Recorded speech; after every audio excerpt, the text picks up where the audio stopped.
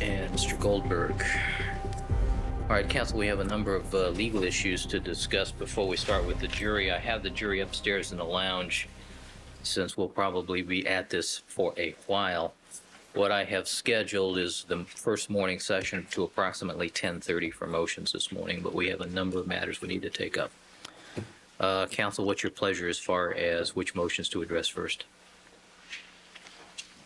Ms. Lewis?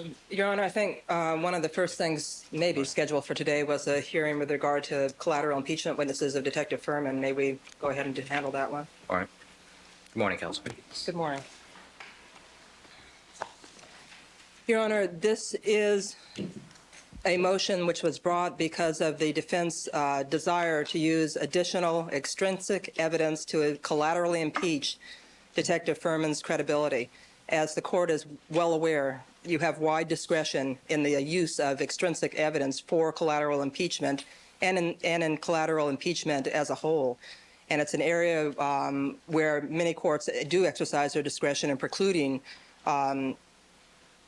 substantial evidence of collateral impeachment, because it does tend, no matter what the issue and what the trial, to take things off of track in terms of the probative evidence in the case. Now, in this case, early on, the court heard the offers of proof from the defense with regard to a variety of potential witnesses with regard to Detective Mark Furman. And the court ruled, if I recall, that because Kathleen Bell had indicated that the racial statement she attributes to Detective Furman talked about a black and white couple together, and also implied the manufacture of evidence, that the court felt because... It directly implicated the manufacturing of probable cause. All right, exactly. And I believe that's what the court felt was most probative about that particular offer of proof from the defense, if I'm not mistaken. So that's why the court used its discretion in terms of allowing the defense to use that collateral impeachment, extrinsic evidence of collateral impeachment. And later, after that, the defense came up with Andrea Terry, who corroborates in some ways, though she actually contrasts with Kathleen Bell on an important point. But from the defense way of thinking, apparently she corroborates Kathleen Bell, and she as well indicates or alleges that the detective used a racial slur with regard to black and white couples being together. So for the combination reason that she indicated black and white couples and that she tended to corroborate in the defense eyes, at least Kathleen Bell, the court allowed cross-examination with regard to her statement as well. Now, in this case, early on when the court made those rulings, the defense had impliedly, if not openly, asserted over and over and over that they would be producing evidence that Detective Furman had either the opportunity to plant the Rockingham glove or actual evidence that he did so. And now here we are through the people's case, most of the way I understand, through the defense case, and they still have no substantial evidence of any police conspiracy. They have no evidence whatsoever that Mark Furman had any opportunity to plant evidence, that he actually did plant any evidence, and I'm sure the court appreciates the distinction when you look at the Hall type of cases, but I'm not even drawing that analogy today, Your Honor, with regard to Hall. I'm asking the court to look purely at the probative value of extrinsic evidence to impeach Detective Furman, given the lack of any evidence in this case linking him to actually doing anything wrong. That makes the probative value of him being a racist almost nil, because even if the defense were to successfully convince the court or anyone else that Detective Furman made these racial slurs and is a racist, that does not show any kind of a link to him actually have planting the Rockingham glove. So this wish on the defense part has just not come true. They have not been able to come up with any evidence that links them to that. Consequently, the evidence showing that he's a racist does nothing in terms of proving their case. On the other hand, because of the inflammatory nature of the remarks at issue, especially in front of this predominantly African-American jury, it does have a substantially undue prejudicial impact on the people. It is something that is abhorrent to hear, and the jury is going to be hearing it already in the form of Kathleen Bell and another racist statement in the form of Andrea Terry's testimony. So the court has, I believe, generously allowed the defense, and based on good reasons that Your Honor indicated, but has generously allowed the defense the use of these two witnesses that go to this collateral impeachment issue that is, when you consider the detective's credibility, it's just not as important as it may have once appeared. We have not only the discovery of the glove at Rockingham, but other overwhelming evidence of guilt in this case. The DNA evidence at Bundy, the size and make of the footprints, the shoe prints rather, left at the Bundy scene, the trace and fiber evidence, the lie to Alan Park that the defendant said that he was sleeping when Alan Park had just seen him enter the residence. There is a lot of evidence in this case. This case does not hinge for one moment on the credibility of Detective Furman. But do you think the defendant owes an explanation to a limousine driver where he's been? I don't know if he does or not, Your Honor, but the point being, he didn't have to say anything. If that were the case, if he owed no explanation, he didn't have to say anything. He certainly didn't have to say, I've been sleeping. The point is that he did say that and that it was a lie. So why did he make a point of making a lie to a limousine driver when you're right? He didn't owe him any explanation whatsoever. He simply volunteered that lie. And I would say as an alibi of sorts, though it changed over time. And as the trial got going through opening statement into chipping at golf clubs and so forth. Now, in addition, Your Honor, with regard to these recently acquired witnesses from the defense, this court has heard numerous motions for months precipitated by the defense pitches motion last fall about alleged racial slurs attributed to Detective Furman. All of that has been broadcast repeatedly to the media. Detective Furman's potential or alleged racial animosity has been an issue before the whole public for many, many months. And in addition, when Mr. Bailey cross-examined Detective Furman, that again brought it to the forefront of this trial. So for the defense to now have recently acquired witnesses, recently discovered witnesses, renders their credibility highly suspect, these people who apparently have only recently come forward. In addition, to the best of my knowledge, and perhaps we can be enlightened since the discovery on these witnesses is very rough and inadequate to really know what time period they're talking about, it's my understanding from other sources that these witnesses alleged over here of statements by Detective Furman went back to the mid-1980s, possibly 87, 88. Perhaps the court can ask for a detailed offer of proof in that regard. But the remoteness of those statements, in addition to there being additional witnesses for collateral impeachment, on the detective's credibility, when his credibility is really not that important now at this stage of the trial, all of that militates in favor of the court exercising the wide discretion that it has and excluding those witnesses. And, Your Honor, since I want to save a little bit of time in rebuttal, I think I will submit with that for this part of the argument. Mr. Ullman. Good morning, sir. I think much of the argument with respect to this motion really misses the point. The defense is less interested in proving that Detective Furman is a racist than we are in proving that Detective Furman is a liar. When the glorious moment finally comes when Your Honor instructs the jury and sends them out to deliberate, I'm confident that one of the instructions you will give, and the reason I'm confident is because both sides will be requesting this instruction. The prosecution already has, and we certainly will. I just smile at your thought that might be a glorious moment. The instruction I'm referring to is CalJIC 2.21.2, which will tell the jury that a witness who is willfully false in one material part of his testimony is to be distrusted in others.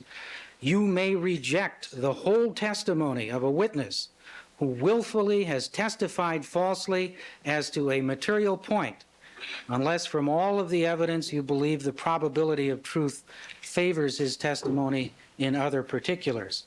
Now, Your Honor can certainly anticipate that we will argue that instruction with respect to the testimony of Detective Furman, because in that testimony, number one, he flatly denied the Kathleen Bell incident and set up really a test of whether we're going to believe his testimony or believe the testimony of Kathleen Bell. And then he went on in the examination by Mr. Bailey to testify as follows. And you say under oath that you have not addressed any black person as a nigger or spoken about black people as niggers in the past 10 years, Detective Furman? Furman, that's what I'm saying, sir. Question, so that anyone who comes to this court and quotes you as using that word in dealing with African Americans would be a liar, would they not, Detective Furman? Answer, yes, they would. Question, all of them correct? Answer, all of them. Now, this testimony, quite simply, dug a hole for the prosecution, a very deep hole. And over that hole is a headstone that reads, falsus in unum, falsus in omnibus. And that's precisely what CalJIC 2.21.2 is going to tell the jury.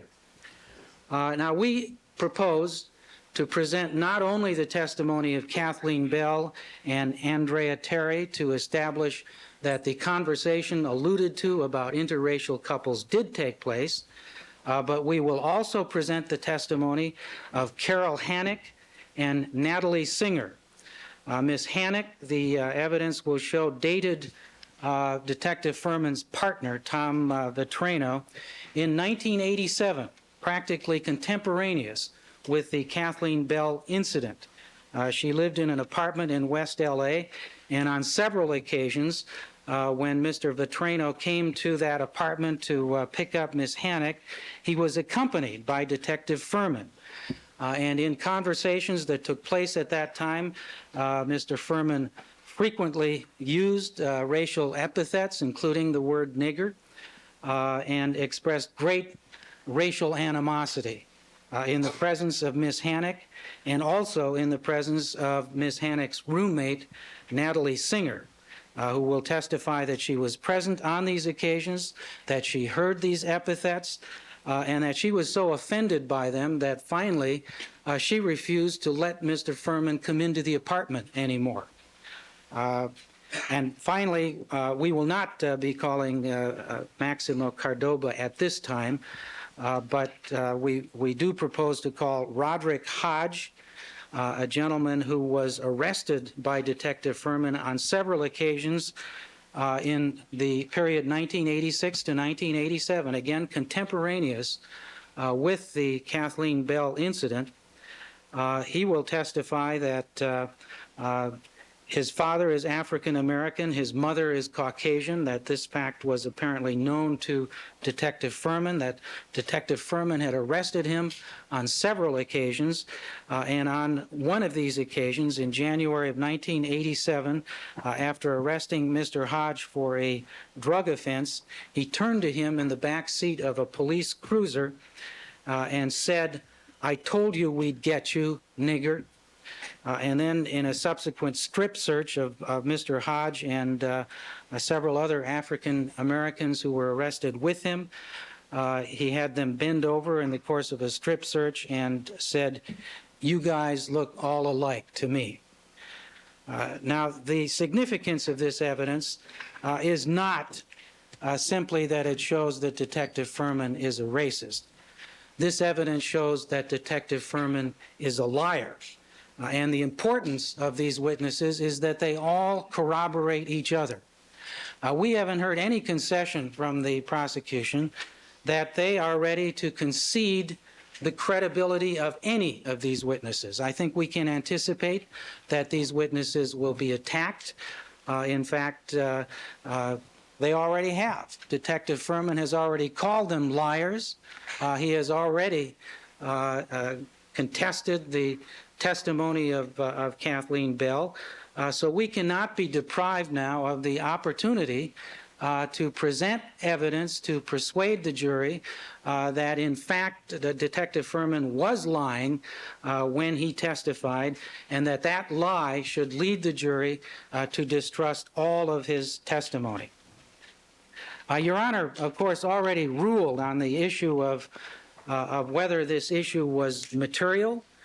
And I believe Your Honor correctly ruled that the issue of bias is not a collateral issue. The question of whether it's collateral really goes to its cross-examination just as much as the use of extrinsic evidence. If the cross-examination of bias as to bias is proper, then extrinsic evidence is proper when the testimony proves to be false.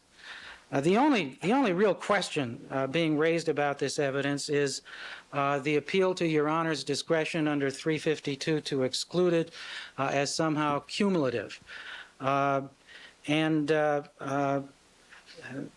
Here, I think you have to put this in the context of a 7-month trial, 6 months of which was devoted to the prosecution case. We are now getting to the heart of the defense case, and to exclude this evidence as cumulative would simply be cutting corners by cutting the heart out of the defense case.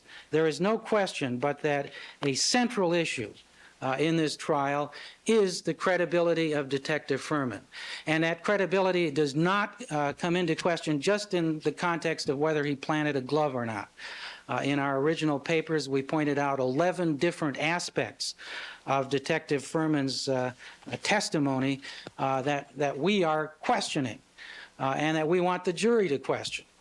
And that cuts across the entire initial investigation of this case, from the discovery of a blood spot on the Bronco to the alleged discovery of the glove and the circumstances of the discovery of that glove. There are many aspects of his testimony that are of crucial significance to this case, so that the credibility of this detective is unquestionably a central issue in this case. We're less interested, I again say, in proving that he is a racist as we are in proving that he is a liar. And these 5 witnesses corroborating each other, we believe will establish at least a reasonable doubt in the mind of this jury as to whether any of the testimony presented by Detective Furman should be believed. Mr. Allman, specifically the offer of proof by the defense with regards to these witnesses, these 3 additional witnesses, is pretty sketchy at this point. I mean, you've said in generalities, but specifically, what is it that they're going to say? Well, if Your Honor wants a more detailed outline of the offer of proof, we can certainly provide that. But essentially, what they're going to say is that at approximately the same time that the Kathleen Bell I don't incident... want approximately, I want specifically, what did they say that Detective Furman said? That he frequently referred to black people as niggers, that he expressed great racial animosity toward black people. And, you know, I can, if you want, we can offer quotations, but at this point, that's all I'm prepared to indicate. There is no question but that these witnesses will contradict his testimony that he did not use that racial epithet in the past 10 years. And that testimony was quite calculated. Detective Furman attempted to present himself to this jury as a choir boy. And he knew what he was doing. He knew what he was saying when he said this, and he set it up. I mean, he dug the hole. So there's no question but that these witnesses will directly contradict that testimony and show that Detective Furman's testimony in that material respect was false. And on that basis, the jury can reject his entire testimony. Thank you, Counsel. Any brief response? Yes, Your Honor. Mr. Yeoman has just confirmed what I indicated to the court, and that is that these witnesses' testimony relates to remote in time incidents, if there's any truth to the incidents whatsoever. He indicated Carol Hannock in 1987. I did not hear an offer of proof with regard to Natalie Singer. Maybe I just didn't hear it, but I believe that she is also at the same time as Carol Hannock in 1987, because my information is that she was Carol Hannock's roommate and was may have been present on one or more occasions, so that they are remote in time, and that certainly decreases their probative value. And the fact that Mr. Yeoman is unable to say with any greater specificity what those witnesses would say is also demonstrative of how little their offer of proof amounts to with regard to those witnesses.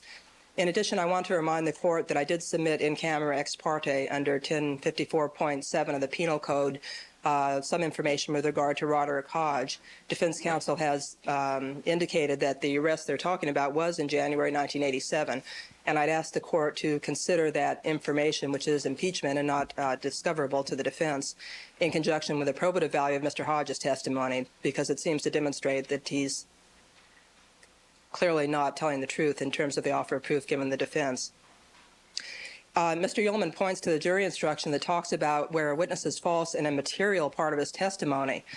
And with all due respect to people of color everywhere, I submit that whether or not he used the N-word at some point in the remote past is not a material part of his testimony. Whether he discovered the glove at Rockingham is material. Whether he saw blood inside the Bronco is material. But on this collateral impeachment issue, that is not what the law considers material testimony.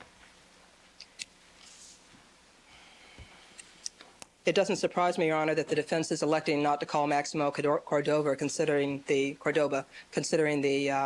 his own self-impeaching testimony, having talked about remembering these so-called statements that he remembered having dreamt about them the night before. At any rate, Your Honor, I do go back to my initial point, and that is that the court has allowed, and we're not asking the court to reconsider. We're not coming back here whining about Kathleen Bell or Andrea Terry. The court has already allowed and ruled that they may testify, and they are witnesses that do go to extrinsic collateral impeachment, extrinsic evidence of collateral impeachment of Detective Furman. That is more than I believe, with all respect, Your Honor, that the defense should be allowed to do in this case. The court has generally allowed them to do that, and that is more than enough. We don't need to get sidetracked into a miniature sideshow and miniature trial on the credibility of Detective Furman in terms of whether or not he ever used the N-word. That's prejudicial, it's inflammatory, and it is unduly prejudicial to the prosecution's case.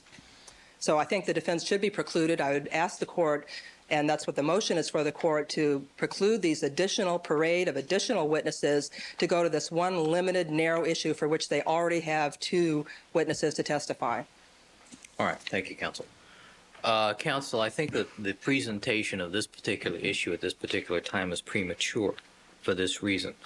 The court had ruled that the testimony from Kathleen Bell and from Andrea Terry was admissible, both for the purpose of demonstrating racial animus and the proclivity to combine that characteristic with the willingness to manufacture probable cause.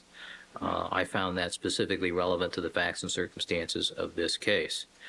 After I see how that evidence is presented, and if there's any need for any additional information on that particular issue, then I'll reconsider it. At this time, however, I think the presentation, the offer of proof, is premature.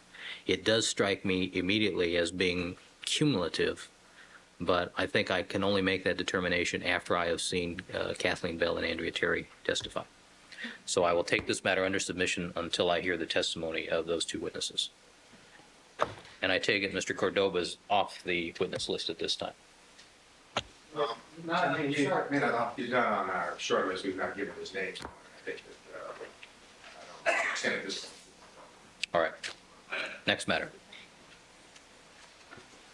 Morning, Your Honor. We next have the matters relating to Michelle Kessler's testimony and also the news leak.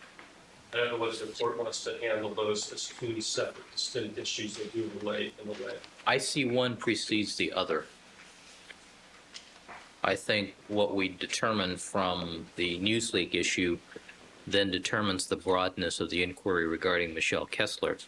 In our informal discussions yesterday at sidebar at the conclusion of the day and discussing the matter with counsel, Michelle Kessler, as the then acting head of the laboratory, now the head of the laboratory, can testify to several things that are relevant to this case: the procedures in the lab, who's responsible for what, how their documents are kept. She also conducted the inventory of the evidence that was conducted during the preliminary hearing, and she did in fact examine the socks during that inventory, and I think the defense wants to point out that she saw no readily apparent blood on the socks. So, I mean, I can see that there are normal reasons why her testimony would be relevant in this case.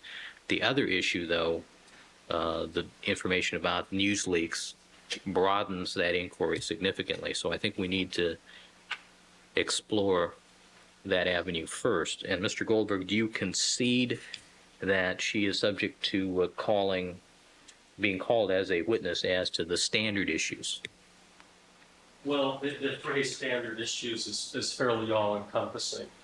And I believe that what the defense really wants to do, or might want to do, is follow that position, is call it for the standard issues and then impeach her. And I don't think that is proper. I'd like to address that at some more length when we actually get to the question of Michelle Kessler's testimony. But perhaps, as the court is suggesting, we could address the issue of the news leaks first. I think the news leaks is really what determines the scope of what we're going to do. Thank you. I'd like to start then, Your Honor, by discussing the lack of relevancy of the news leak issue. We did file a supplemental points and authorities on this. I don't know whether the court had an opportunity to read that. That was filed at Yes. 4:30. I've got it. And after talking about the issue of relevancy, which seems like it is a threshold issue, obviously, if the court were to get past that, and we're not suggesting the court ever will, then there is an issue as to the mechanics of how you would go about proving this through admissible evidence. And we have suggested in our points and authorities that that can't be done because there is no legally admissible evidence to prove what it is that the defense seeks to prove here. So starting out with the issue of irrelevancy, we'd first point out, as we did in our points and authorities, that speculative inferences that are derived from evidence cannot be deemed to be relevant to establish the speculatively inferred fact. And that was a quote that came from the case of People versus Babbitt. We suggest that this is a classic case where what it is that the defense is offering is not evidence, but merely a speculative inference that they will be asking the jury to draw from the question of the news leak. Now, in order to get to the speculative inference, that is that the evidence on the socks were planted from the news leak, there is a chain of illogic that the defense must go through. And I tried to break it down into three components that would logically be involved in that chain. The first chain is that the defense would logically have to show or prove, either directly or circumstantially, that there was in fact a news leak stating DNA results. And the reason why we say that this first part of this chain of logic has not been established or cannot be established is that what we have is a situation where on September the 18th, as the court will recall, Gregory Matheson did a PGM subtype test on the socks and found that the PGM subtype was consistent with the victim, Nicole Brown. As the court also knows, very often the serologists refer to these tests involving blood proteins as genetic markers. So we have a situation where there was a test that was being done for genetic markers that found blood that was consistent with the victims on the 18th. The so-called leak was on the 21st.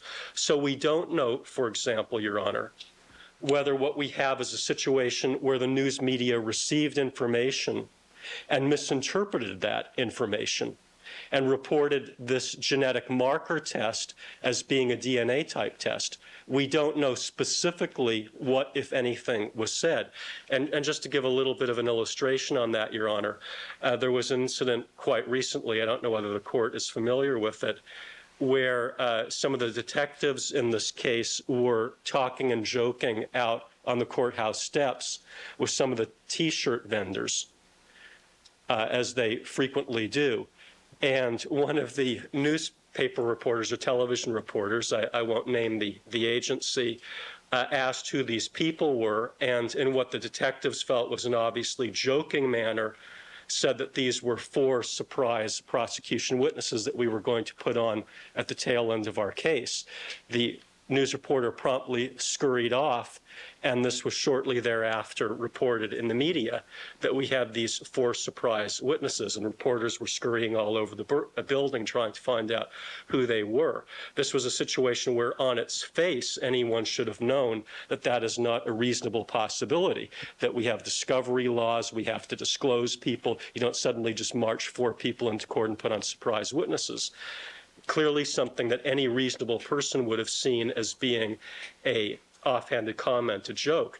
We have seen instances like this over and over and over again, where the news media has completely mischaracterized or outright misstated what happened in court or what happened outside of court. So I do not believe that there's any reason to conclude that they did not do so in this particular case.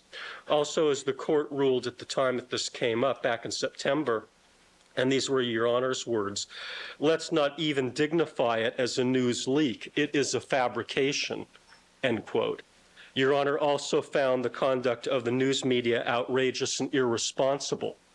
So how are we supposed to infer, based upon the rulings that the court has already made? And that comment was made in the context of pre-jury selection, and at a time where obviously the court has to be concerned with the defendant's right to select a jury and have a fair trial.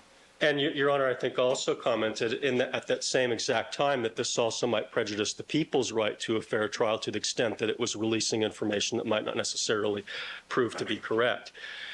But the point is, Your Honor, how are we supposed to conclude in a environment where all of us agree, the court, the prosecution, the defense, that stories have been repeatedly put out over the airwaves and in the print media that are incorrect and even irresponsible at times? How are we supposed to trust at face value this story as having accurately stated what was supposedly heard from this source, if indeed there was a source? And this is particularly a problem where we won't be able to cross-examine the person from the news media as to who the source was, what specifically they said, because there is a privilege that attaches. And we can't possibly, therefore, ever explore or undermine this kind of testimony. I don't even know how it could be presented in light of that privilege. The next speculative inference in this chain of illogic, Your Honor. All right, well, let me ask you this, though. Don't we have to then first determine by summoning in the person who originated this report in the commercial news media and a demand from that person production of the source of that information? Don't we have to do that first? And perhaps in this situation, that person will agree to divulge the source. And then if not, we'll have to conduct a contempt hearing. Well, there's also a privilege, as the court is aware, that applies to protect unpublished information as well as sources.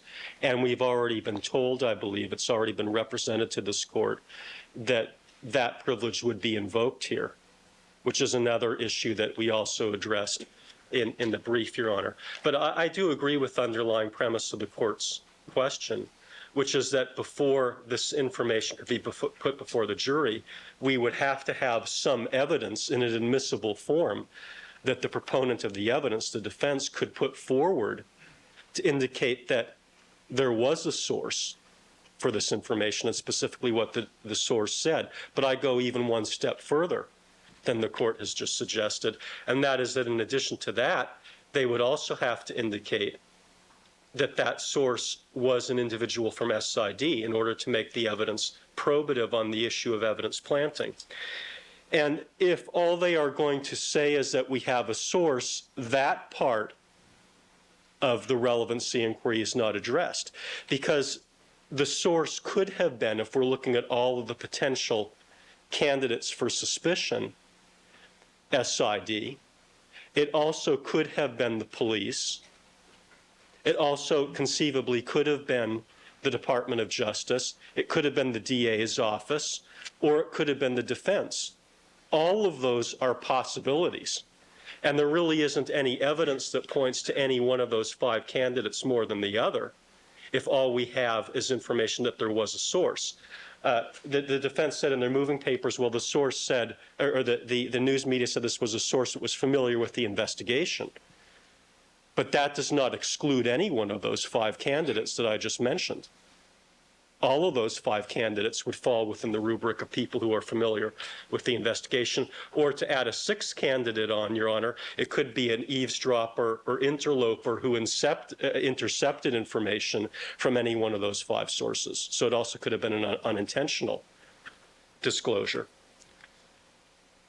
The third problem in this chain of logic that I've been addressing, Your Honor, on the issue of relevancy is that even if we could assume that there was a leak, and even if we could, in effect, in addition to that, assume that the leak came from SID, is that leak, that assumed leak, probative on the issue of evidence planting, the issue that it's being offered to prove?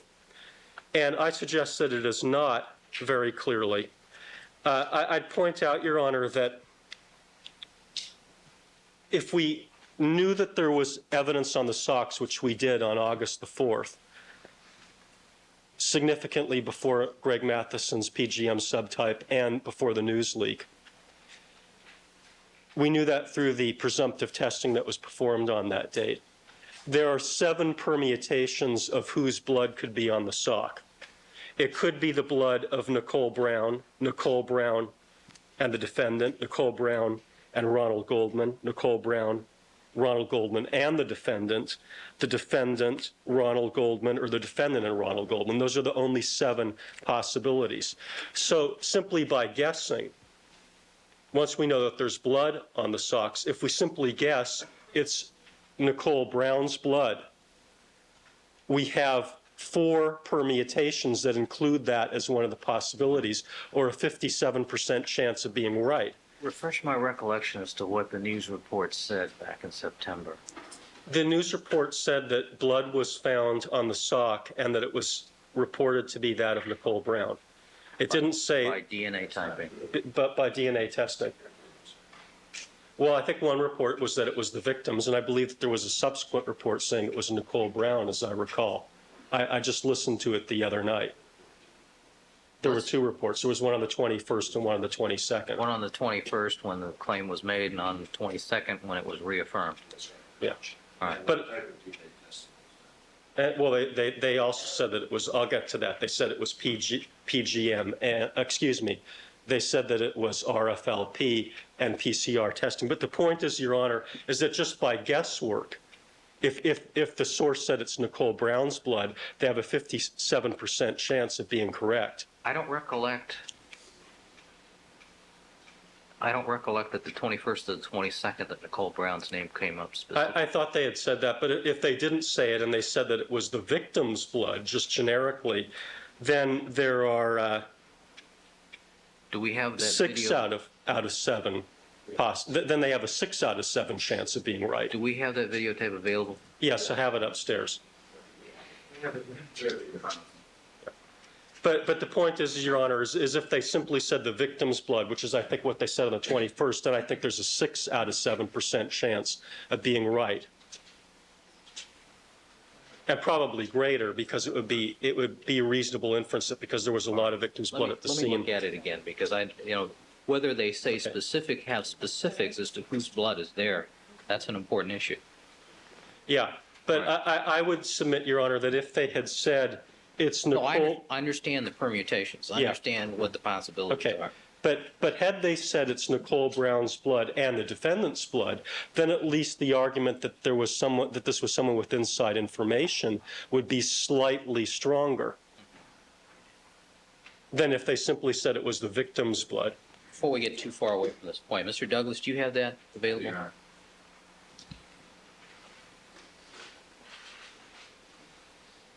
While we're waiting does the court want me to continue, or does the court Let want me to? me just satisfy my curiosity and refresh my recollection as to what this said, because I think that has the specifics of what is said is important for the rest of the inquiry, I think.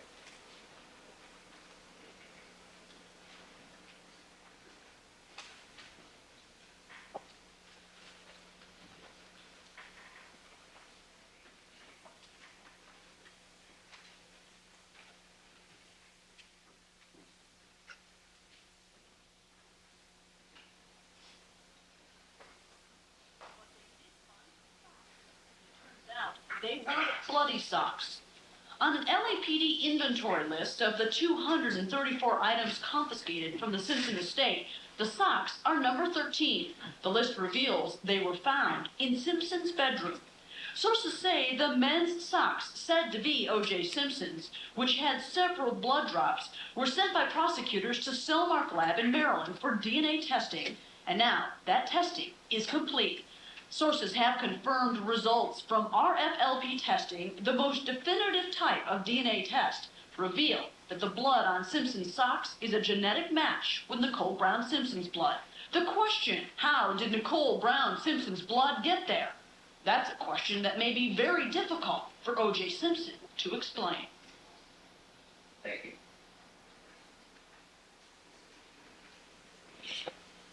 Thank you for rerunning that tape. I also see on the tape, though, that and I should have picked up on this earlier, that they said that the socks were sent to Cellmark, and in fact, they were sent to the Department of Justice. So that's another inaccuracy in the news report, which again leads us away from the conclusion that the person had inside information. Obviously, they said that it had already been sent for DNA testing, and that wasn't true because it wasn't sent out until the 26th of September, which was a number of days after the leak. So that's another misstatement. And then in the retraction story, this was after Ms. Clark was in court and said to the court, no, the items have, excuse me, she said, no, the socks have not yet been sent out for DNA testing.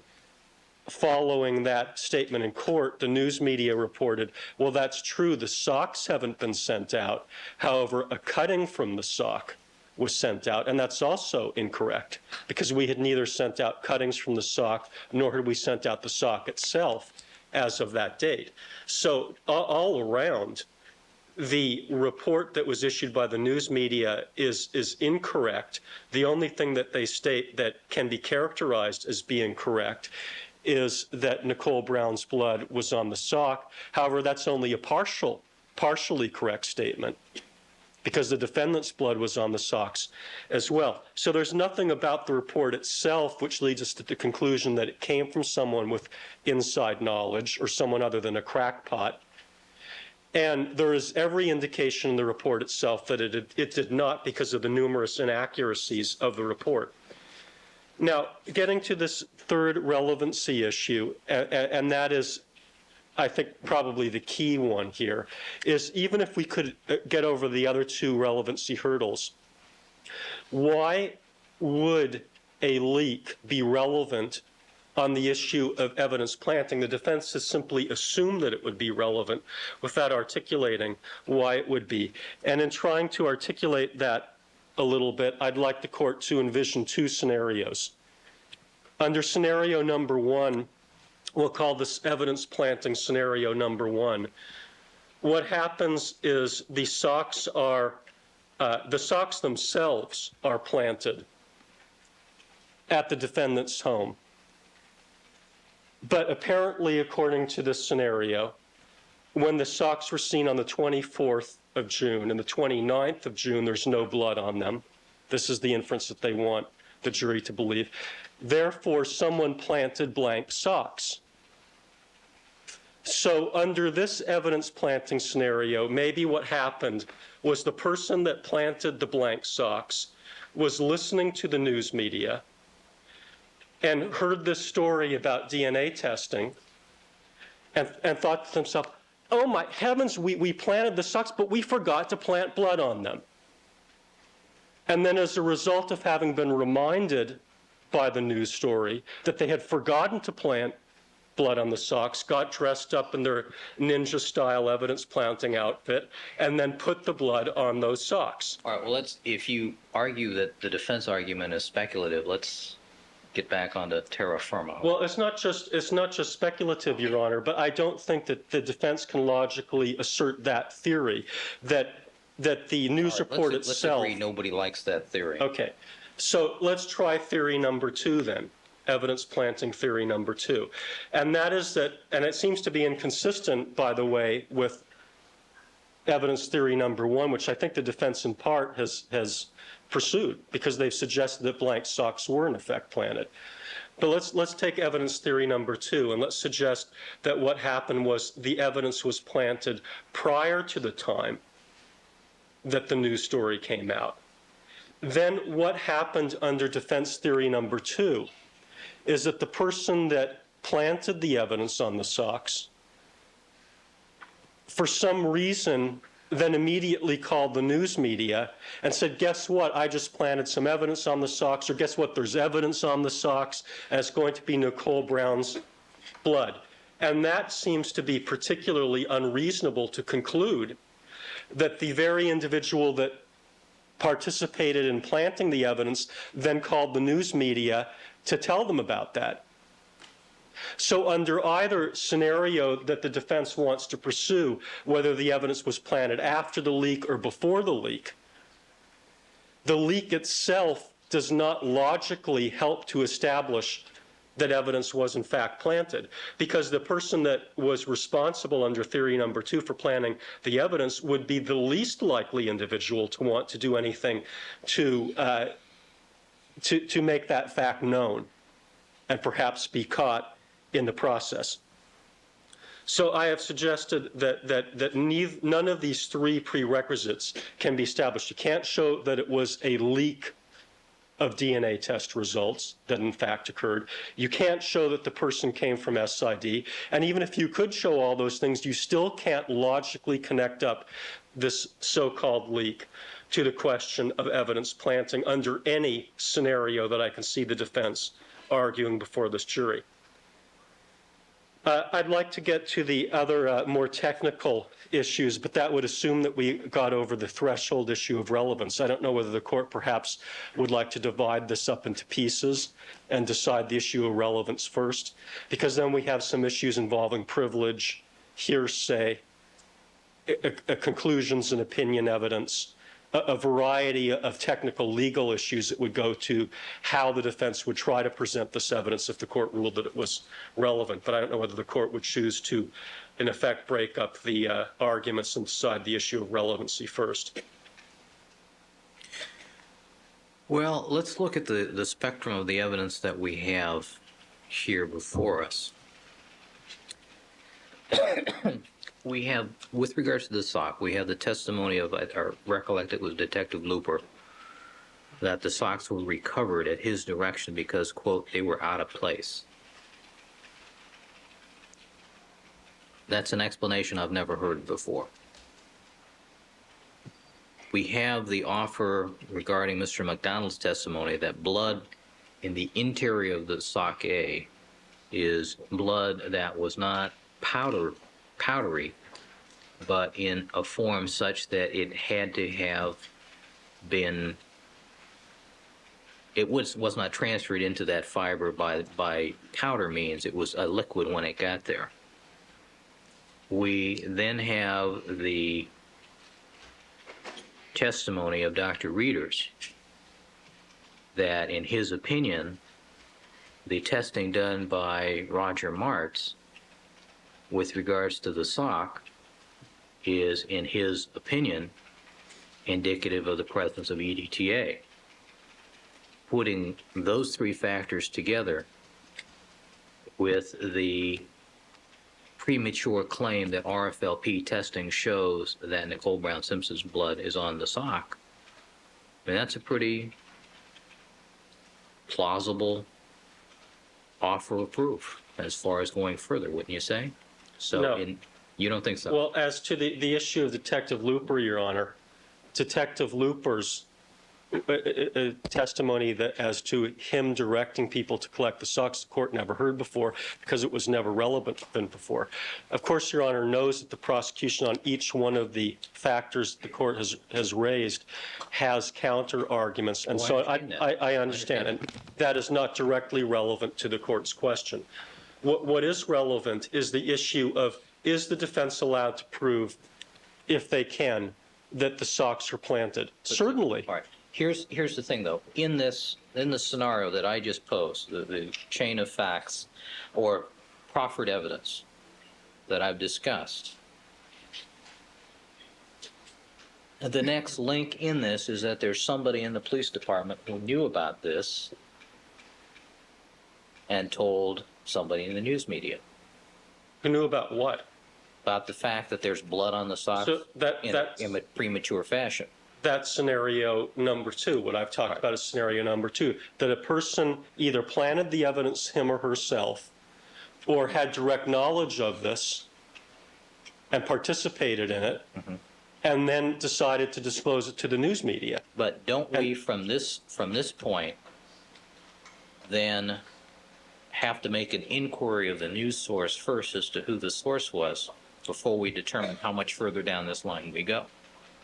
Well, I'd agree, Your Honor, that if the news people said, I received information from Mrs. Smith, who works for SID, that this evidence was on the socks, a couple of the relevancy hurdles that I articulated would be overcome. Because then we do have, in fact, evidence of a leak rather than just speculation and conjecture and so on that we have to infer what was said. We do have Mr. Goldberg, the second. in making your argument, you should understand that we're not about to conduct this trial by TV news reports. I would hope so. But we do have to make inquiry based upon what we've seen here so far of the news media for what their source was. That's a different issue, Your Honor. And as I was about to say, Then I agree with the court. Depending on that, all of this scenario discussion is really premature before we find out what we get from that other source, what, if anything. I believe that it has been represented, though, to the court and to both sides. I think we got a letter. I don't know whether it was served on the court. Yes, it was. From the news organization saying that they would, that they obviously didn't want the witness to testify even to authenticate the tape, but clearly that they would invoke their privilege. But you are familiar with several cases throughout the country where reporters, despite having identical reporter shield laws, have been forced to divulge sources or face the contempt power of the court.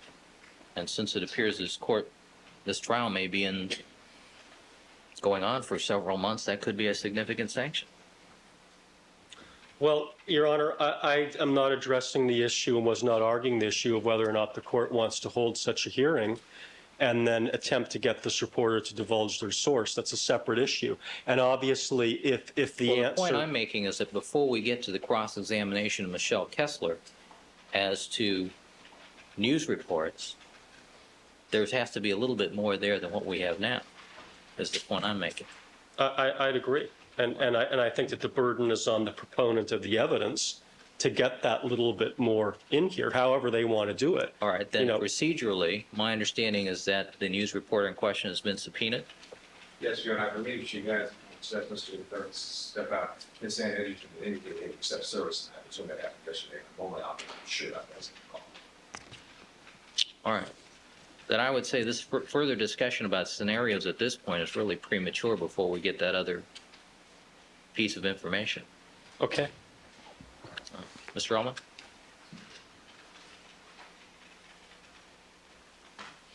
Let me just cut to the chase. Do you agree procedurally at this point, we perhaps should have a 402 hearing calling the reporter and asking them if they're going to divulge their source, and if not, proceed accordingly?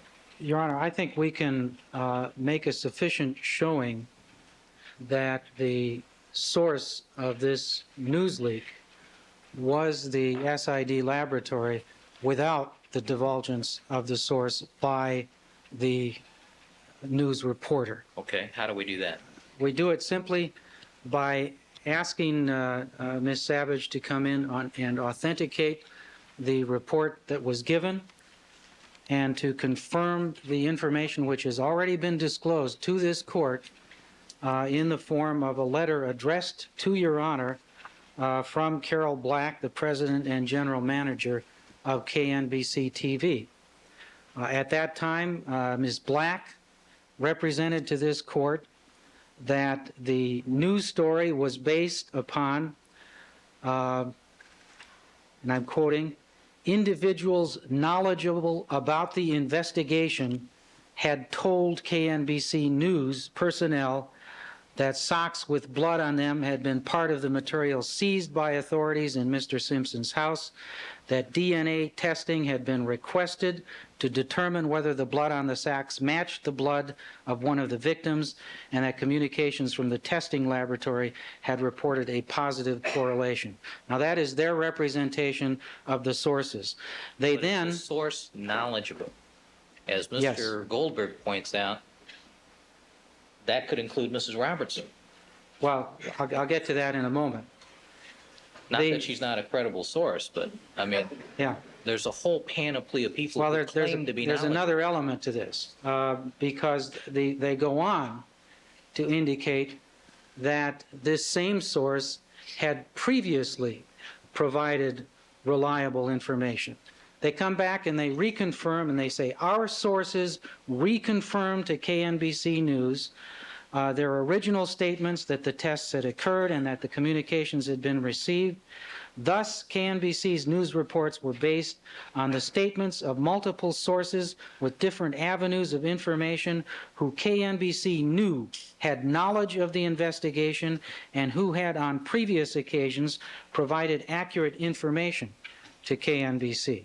Now, I assume that Tracy Savage would also testify that KNBC does not base news reports simply upon lucky guesses or upon crackpots.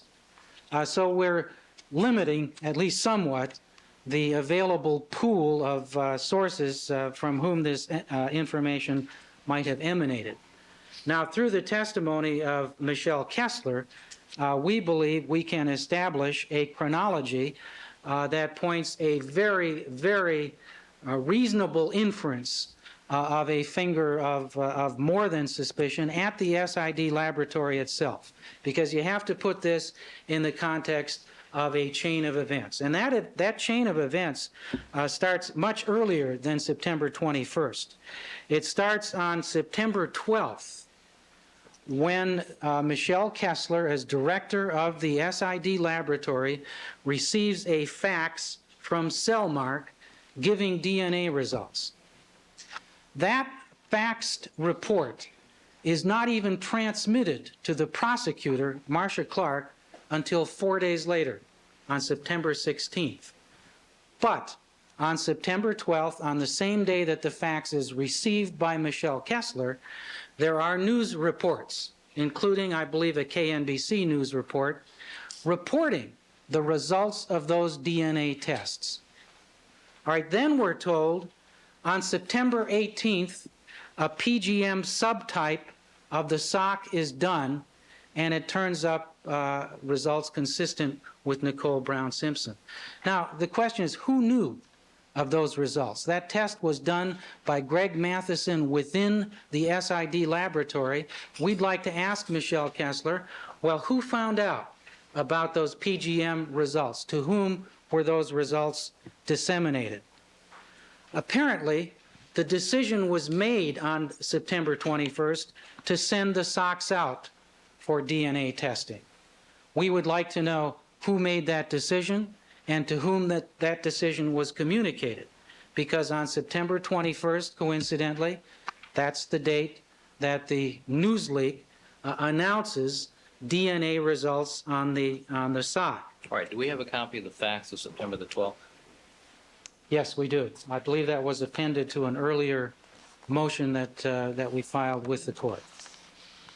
I didn't see it in this round of motions. I'm sure we can lay our hands on another copy and make a copy of that. We believe that Ms. Kessler would also testify as to the method by which evidence and information of this nature was handled within the SID laboratory, that she would testify that this was a sensitive investigation, that steps were taken so that only those who had a need to know would be informed of information of this nature, and we would like to ascertain just who had a need to know under these circumstances. I believe we can limit the pool of available sources to a very small group of people from whom this information could possibly have emanated, who would have known. What we have, though, is that this information was just flat out wrong. Well, the information was wrong only in a couple of minor details, including the detail that the tests had already been done and that the socks had been sent to a particular laboratory. But the discovery... But in all other respects, it was correct. Well, it was correct in terms of the discovery, alleged discovery of blood on the socks. It was correct in the But that was known attempt... in August. Well, it was correct in the attempt to link that blood to Nicole Brown, which would have been only known to those who had access to the PGM subtype results that were achieved on September 18th. Well, let me ask you this. Do you want to pursue dragging Tracy Savage in here and asking her to divulge or not? Do you want to pursue this other indirect line? Yes, we do want to pursue bringing Tracy Savage in, but we believe it's not even going to be necessary to require her to divulge the identity of the source. All she has to do is confirm the information that has already been disclosed. Do you think I'm going to allow playing that news broadcast to the jury as evidence in this case? Yes, I think you are, and you should. Under what plausible grounds could I do that? Well, it's not being offered certainly for the truth of what is asserted in that news broadcast, so it is not hearsay. It is being offered to show the link in the chain with respect to the planting of evidence in this case, Your Honor. We have to put this in the context, as Your Honor has already noted, of other evidence. When I was a prosecutor, I used to love the metaphor of a brick in the wall, and you can't keep out evidence because it's only a brick and it's not a wall, that all of the inferences and circumstances go together in a circumstantial case to build a wall. We are now engaged, Your Honor, in removing bricks from the wall. We are engaged in the process of creating a reasonable doubt, and that's all we have to do. Nice analogy. Tell me what your legal basis is for me allowing news broadcasts that are fabrications as evidence. Because those fabrications emanated from someone in the SID laboratory, which is where we would contend evidence fabrication took place. Now we have... Do you think there are a lot of people who have an interest in this case who have a personal interest in seeming knowledgeable and cultivating media attention who go out and lie to the news media about this case? You think that's a phenomenon Mr. that might Goldberg have suggests that perhaps there are Thank you. eavesdroppers and interlopers. Now, if eavesdroppers and interlopers had access to the evidence in this case, that is something we'd like to know about, because the existence of possible eavesdroppers or interlopers may itself create some doubts about the integrity of the evidence and the question of whether evidence was planted. But the fact remains, Your Honor, that we believe we can establish within the SID laboratory, within the very small pool of people who had access to this information, who could reasonably have been the source of this leak, that the leak itself creates an inference that evidence was being fabricated. That somebody would have enough confidence to tell the news that there will be positive DNA results on a sock indicates a high degree of confidence that that's what the results will show. And that confidence could have come from involvement in actually putting that evidence there and knowing in advance that that's precisely the result they're going to get, because they ensured in advance that that would be the result. And we believe that is not a speculative or unreasonable inference in light of all of the other inferences that we have with respect to the sock. We have the discrepancy in when and where the sock was found, and that evidence isn't relevant just to create some scenario, as Mr. Goldberg suggested, that somebody planted a blank sock. No, I dismiss that as...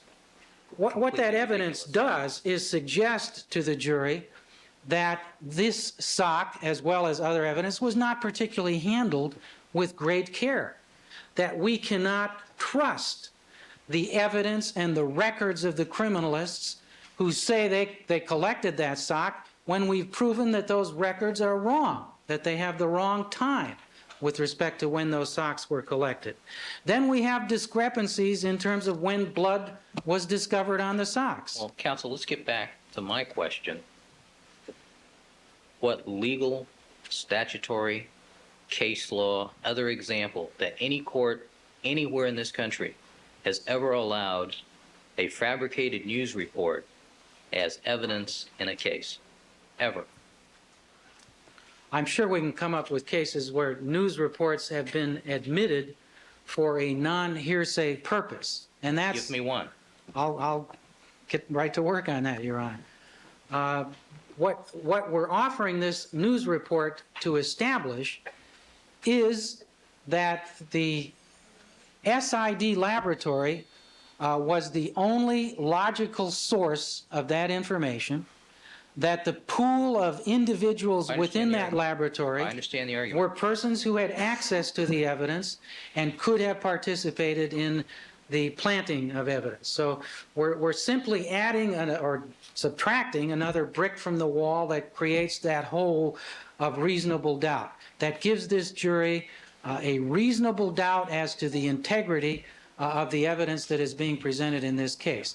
And the news leak is crucial to establishing that additional inference. I mean, you can't, in terms of our obligation of creating reasonable doubt, draw circles around what bricks we can displace from the wall that the prosecution is attempting to build.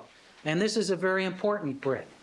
The brick that suggests that the SID laboratory maintained tight security over the evidence, that the evidence was not available to others, that information about the case was tightly controlled. And here we're rebutting that inference, I think with very persuasive evidence, that there were leaks from that laboratory, and those leaks create doubts about the integrity of this evidence. All right. So how do you want to proceed at this point? We would like to proceed by calling Tracy Savage, by asking her to authenticate the news tape, by asking her whether KNBC bases news reports of this nature on lucky guesses or on crackpots, and to confirm the information that was disclosed to this court in the letter of Carol Black, that this information came from a knowledgeable source about the investigation, and that source had given prior information to KNBC, which turned out to be reliable. We would then proceed to call Michelle Kessler to inquire as to who were the persons within the laboratory who had any information about DNA results, who had access to the faxed DNA results on September 12th, who had access to the PGM subtype test done on September 18th, who had knowledge of the decision to send the sock out for DNA testing on September 21st. We believe that will be a very limited pool of possible sources, and that's all we need. Mr. Cochran, what's the status of your subpoena for Ms. Savage? Mr. Douglas advised me that she was served, I believe, Tuesday this week through counsel for NBC, and if the court would like, I can make some phone calls if you give us a schedule. They've indicated that she's usually in and around this building, but apparently she is now under subpoena. All right. When do you want to proceed? I think there's a very necessary step that's missing here. You've heard Mr. Ullman's arguments. You're the judge. We'd like to proceed as soon as possible. Obviously, I'm not sure, given the schedule we have Dr. McDonald, Professor McDonald here, but we'll work around that, and we'll have a short day tomorrow. So you let us know what the schedule, what's appropriate, and we'll work around it.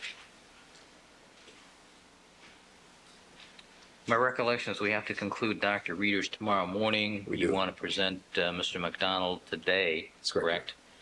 And my recollection is he's from out of town as well, correct? Yes, they're both from out of town. All right, let's go with McDonald. When we take our recess, we'll come back At 10:30, we'll start with Mr. McDonald. Council, once you make arrangements,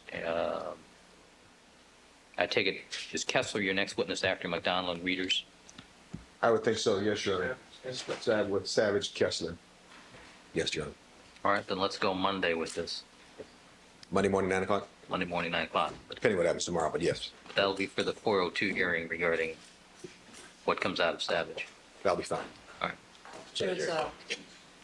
There is one more matter, I believe, this morning, Your Honor. I served Mr. Cochran with a subpoena ducis tecum.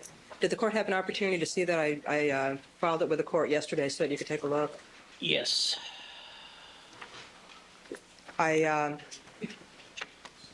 As the interview that was conducted by the DAI, as that little typewritten statement says, the witness, Gretchen Stockdale, confirmed the truth of what was reported in the New York Daily News article on May 13th, indicating that Mr. Simpson had called Ms. Stockdale saying that he was finally in a place in his life where he's totally unattached with everybody and so forth. So that's information that the prosecution, that tape, which Ms. Stockdale made of that phone conversation, is evidence, which the prosecution has a right to. This witness said that she had only one copy, and she gave that sole copy to Mr. Pavlik, the defense investigator.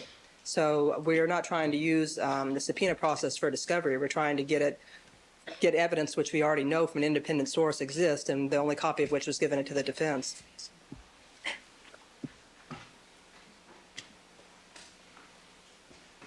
Your Honor, our position on this is completely consistent with the position asserted by the prosecution in response to defense subpoenas, and that is that the reciprocal discovery law itself specifically provides that it is to be the exclusive means of obtaining discovery of evidence. And the appropriate way to proceed in this case is by a discovery request. Our position, of course, would be that this is not evidence that we are required to disclose, that it is rebuttal evidence in case this witness is called. It is not evidence of the crime within the meaning of the Meredith case that the defense has any obligation to turn over, and we do not intend to call Gretchen Stockdale as a witness, so there was no obligation under the discovery law to turn this over. Oh, Your Honor, this is physical evidence that the prosecution has a right to. They can't shield evidence by having a witness give it to them and hide it from the prosecution. The witness did voluntarily interview with us, and she indicated this is where this particular cassette tape went. We're not in the situation of discovery at all, really, with regard to this cassette tape. All right, so I think what you need to do is file a motion to compel the production of this tape. I agree with Mr. Ullman, the subpoena ducis tecum upon defense counsel is not a mechanism authorized by 1054. All right. All right, let's take a recess for 15, and we'll start with Mr. McDonough. Yes.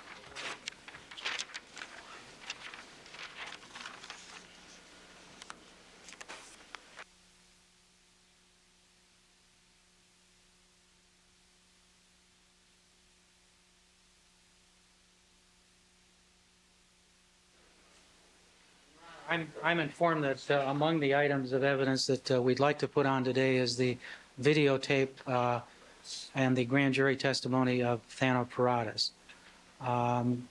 And I understand that the prosecution has taken the position that they want to offer some additional statements pursuant to 1202. Our position, and I think Your Honor can rule on it at this time, is that that's appropriate for their rebuttal case, but the admission of this videotape and the grand jury testimony as former testimony does not depend upon the availability or presentation of any impeaching evidence that they would like to present, that can be done in the course of their rebuttal case. We were not allowed to interrupt the presentation of their case in chief by bringing in witnesses that we assert would impeach the credibility of any of their witnesses, we'd like to proceed with our case with the presentation of this evidence. And if they want to offer something to rebut or impeach it, they can do that during their rebuttal case. All right. Who's going to address that matter for the people? Your Honor, first of all, I'm not sure that the people were told, maybe Ms. Clark was, that they intended to put on the transcript testimony of Thanopratis today. No, we've discussed it as That was coming after McDonald. that was going to be today. Not necessarily today, but following McDonald. Oh, okay. Well, then that might not necessarily be today, I would assume. Well, we may not finish McDonald today, at the rate we're going. But at any rate, Your Honor, I did not research the specific issue that counsel has addressed as to the appropriate mechanism in terms of order of proof for dealing with the hearsay declarant. What we do know is that we know that the court has statutory authority to control the order of proof. That we can be positive of. And we also know that if Thanopratis were to have come into this courtroom, as opposed to having his testimony presented through the transcripts, that Mr. Paratus could be asked about prior inconsistent statements on the witness stand, and therefore those statements could be put in front of the jury immediately during the presentation of that particular witness.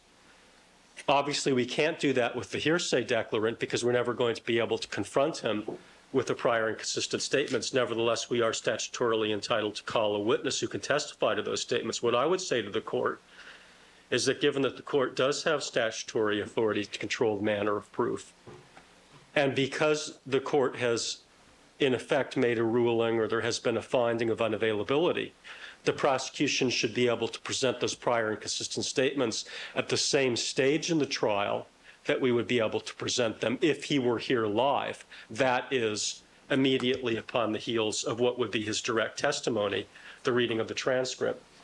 Now, the other issue that's raised by what Mr. Ullman just stated to the court is the question of whether or not the grand jury testimony is admissible.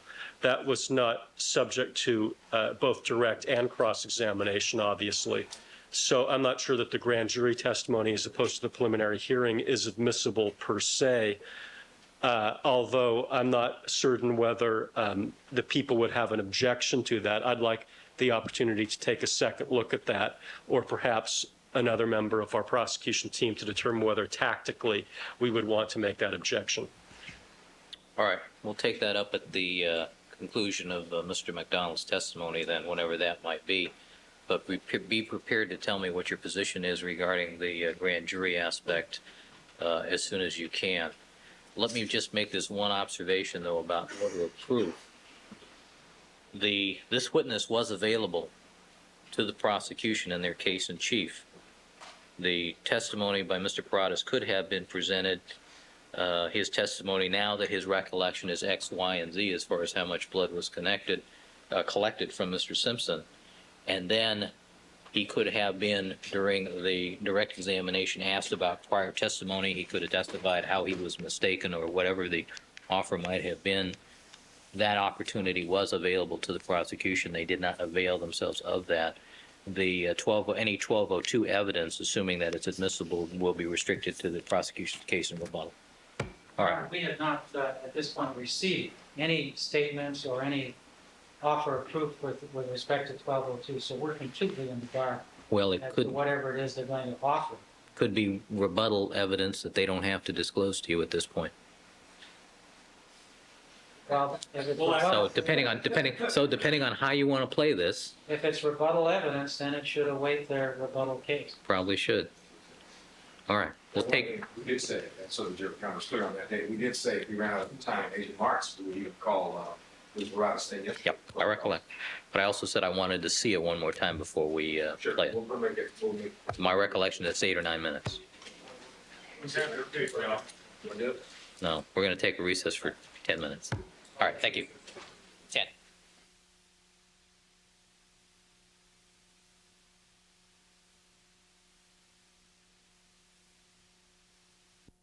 Good morning, Your Honor. Just 1 second. I'm asking Mr. Harris to actually get a couple of boards She's apparently not up here, so I'm going to show him a photograph of the board's.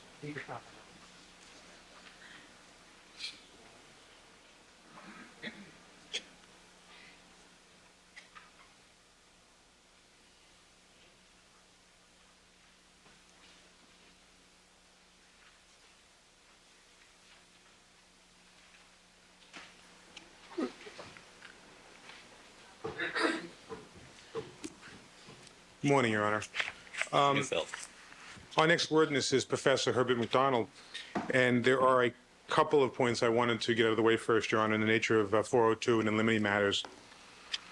First of all, I think you may recall, I mentioned in front of Ms. Clark yesterday that this witness will not be testifying at all to any crime scene reconstruction at Bundy, and that I believe, therefore, that would be beyond the scope of cross-examination, and I wanted to have that issue resolved before I called the witness, because it doesn't go to impeachment, and he's not their witness, he's our witness. So that's the first issue. The second issue, Your Honor, is that,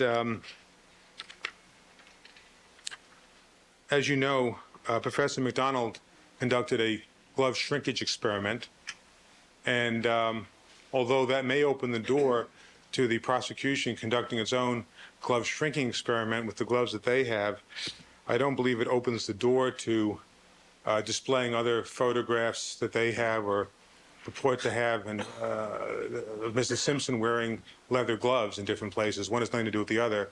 This experiment is being this experiment is being introduced for a very limited purpose, so I would like a ruling on that. And third, Your Honor, I would ask for a ruling in advance of me calling this witness as to which cases the prosecution would be entitled to bring up on cross-examination. I'm not asking for transcripts now.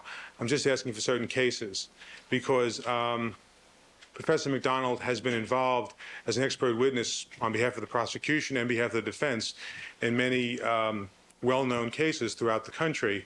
And I want to make sure that if other cases are brought up, they're brought up because they are in fact relevant and probative, either directly or as impeachment purposes, and are not simply brought up to create innuendos about his involvement in one case as opposed to another case because of the name of the victim or the name of the defendant, which would be completely irrelevant in these proceedings. And that's why I'm asking for a ruling in advance of which cases the prosecution intends to go into. All right. Thank you. Ms. Clark?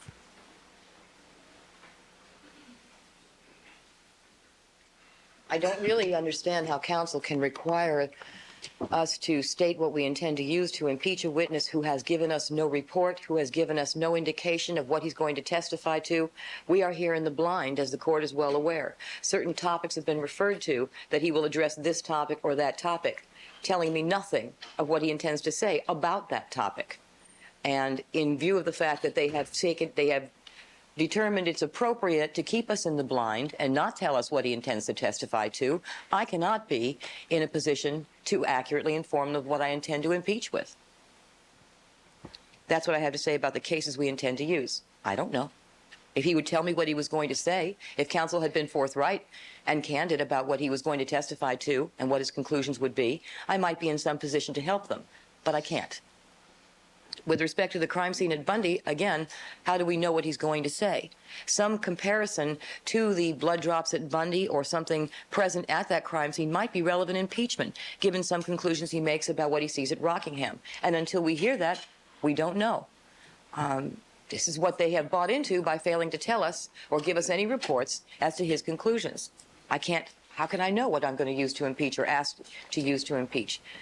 With respect to the glove photographs, any, I think, photograph or any evidence that is relevant to impeach the experiment that they undertook to conduct is, I think, fair game. They have undertaken an experiment in which they took a brand new pair of gloves that fit Mr. McDonald very differently than the gloves fit Mr. Simpson when they were first purchased for him by Nicole. And all of the differences that are accounted for by the fact that new gloves were used in their experiment and old gloves were obviously the ones used in the crime should obviously be fair impeachment. not to mention photographs that may depict the conditions that those gloves were subjected to. Counsel can't have it both ways. You want to come in and use an experiment that is so easily impeached by the dissimilarity of the conditions, then this is what happens. The dissimilarity of the conditions should be brought forth to show the jury that this is worthy of no weight. Can't have it both ways, though, and try to insulate yourself from cross-examination, which is basically what counsel's asking to do. We want to put this evidence on, but you can't impeach us. That's not the way the law works. So that is our response. I think that any relevant impeachment should be allowed, but until we know what he says, we don't know what that is. May I also address the court on another matter, and that is the expert has given us no report on his conclusions concerning what he saw at Rockingham, what he saw in the Bronco photographs. I think the only notes we even have from him are the glove drying experiment. That's the only thing that they intend to present from him that we have some kind of written material on, and the observations of sake. So really, it sounds to me like the bulk of his testimony is unreported and unnoted in any document. In light of that fact, Your Honor, the people have no chance to prepare. And in order for the people to have the right to a fair trial and to be prepared to adequately cross-examine and confront the witness, I think I'm asking the court leave under the old laws. This is not even under the new statutory discovery laws, which compel counsel to produce discovery. Even under the old laws, when an expert testified and gave late discovery of a report or no report, the people would be entitled to some time to prepare for cross-examination and not be required to stand up and cross-examine immediately after direct was concluded without having had some adequate opportunity. And isn't that an issue we need to address after we've heard the direct examination to see what the extent is? I mean, who knows? Mr. McDonald may present evidence that you're completely adequately equipped to address. Well, given the fact that two of the major areas they intend to address have no reports or notes, I can't imagine that being the case, but I get that the court wants us to wait on this. Well, you're asking me to make a premature judgment as to what's going to be there. It may be something so simple and logical to deal with that even I could do it. I don't share the court's, the humbleness of the court's self-characterization, but we'll wait and see. Let's wait and see. All right. All right, Mr. Neufeld, in answer to your questions, without hearing the testimony, it's hard for me to circumscribe or give you a ruling with regards to the scope of cross-examination. With regards to Bundy, I agree under normal circumstances, if you don't present any testimony as to any evidence at Bundy, then that's probably not fair game. But if there is a comparison, for example, between blood drops at Rockingham and their appearance versus the blood drops at Bundy, and if there's any difference, if that becomes relevant, that might be fair game. I don't know. With regards to the glove shrinkage, you've asked me to some concern about pictures of the defendant wearing gloves. You know, as we pointed out in our discussions about gloves, you know, the experiment was conducted on a new pair of gloves. There are pictures of Mr. Simpson that the prosecution has alluded to wearing gloves in winter weather, which may be one of the factors, you know, snow, moisture may be one of the things you have to take into consideration as to whether or not gloves are going to shrink over time. I don't know. But before that is broached in cross-examination, I'm going to ask Ms. Clark as to any cross-examination regarding the Bundy crime scene, any photographs of the defendant wearing gloves, and any transcripts that you might have on other cases that Mr. McDonald has testified to. I want you to notify the court and approach so that we can examine that before we go any further. Right, just two things very briefly. Yes. One is, so as you know, there were reports turned over about the bulk of what Professor McDonald will be testifying to. And I conveyed to the court and to the prosecution that that is the reality of what you're about to hear, and I assure the court once again that it is that. And for the people to make this assertion that they've had no reports and no notes really isn't a fair statement. Well, counsel, as I indicated to you, any request for continuance for preparation of cross-examination is after I've heard the direct, and let's see what it is. May we have a brief sidebar, Your Honor? For what purpose? I would just like to bring up one matter with the court, which I'd like to do a sidebar if it's possible.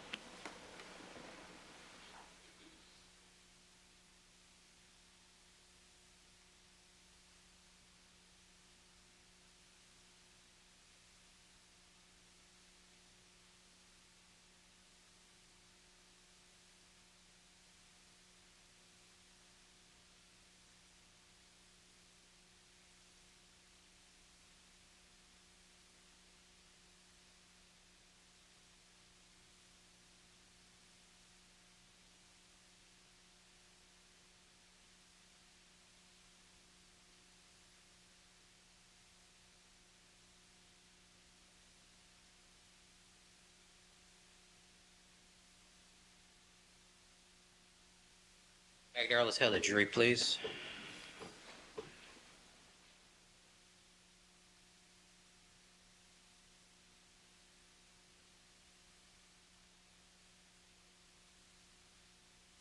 Let the record reflect that we've now been rejoined by all the members of our jury panel. Good morning, ladies and gentlemen. My apologies for having kept you waiting upstairs so long. We had a number of motions to take care of out of your presence. We did conclude most of them, and we'll proceed with the next witness. Mr. Neufeld, you may call the defense next witness. Defense close Herbert McDonald. Raise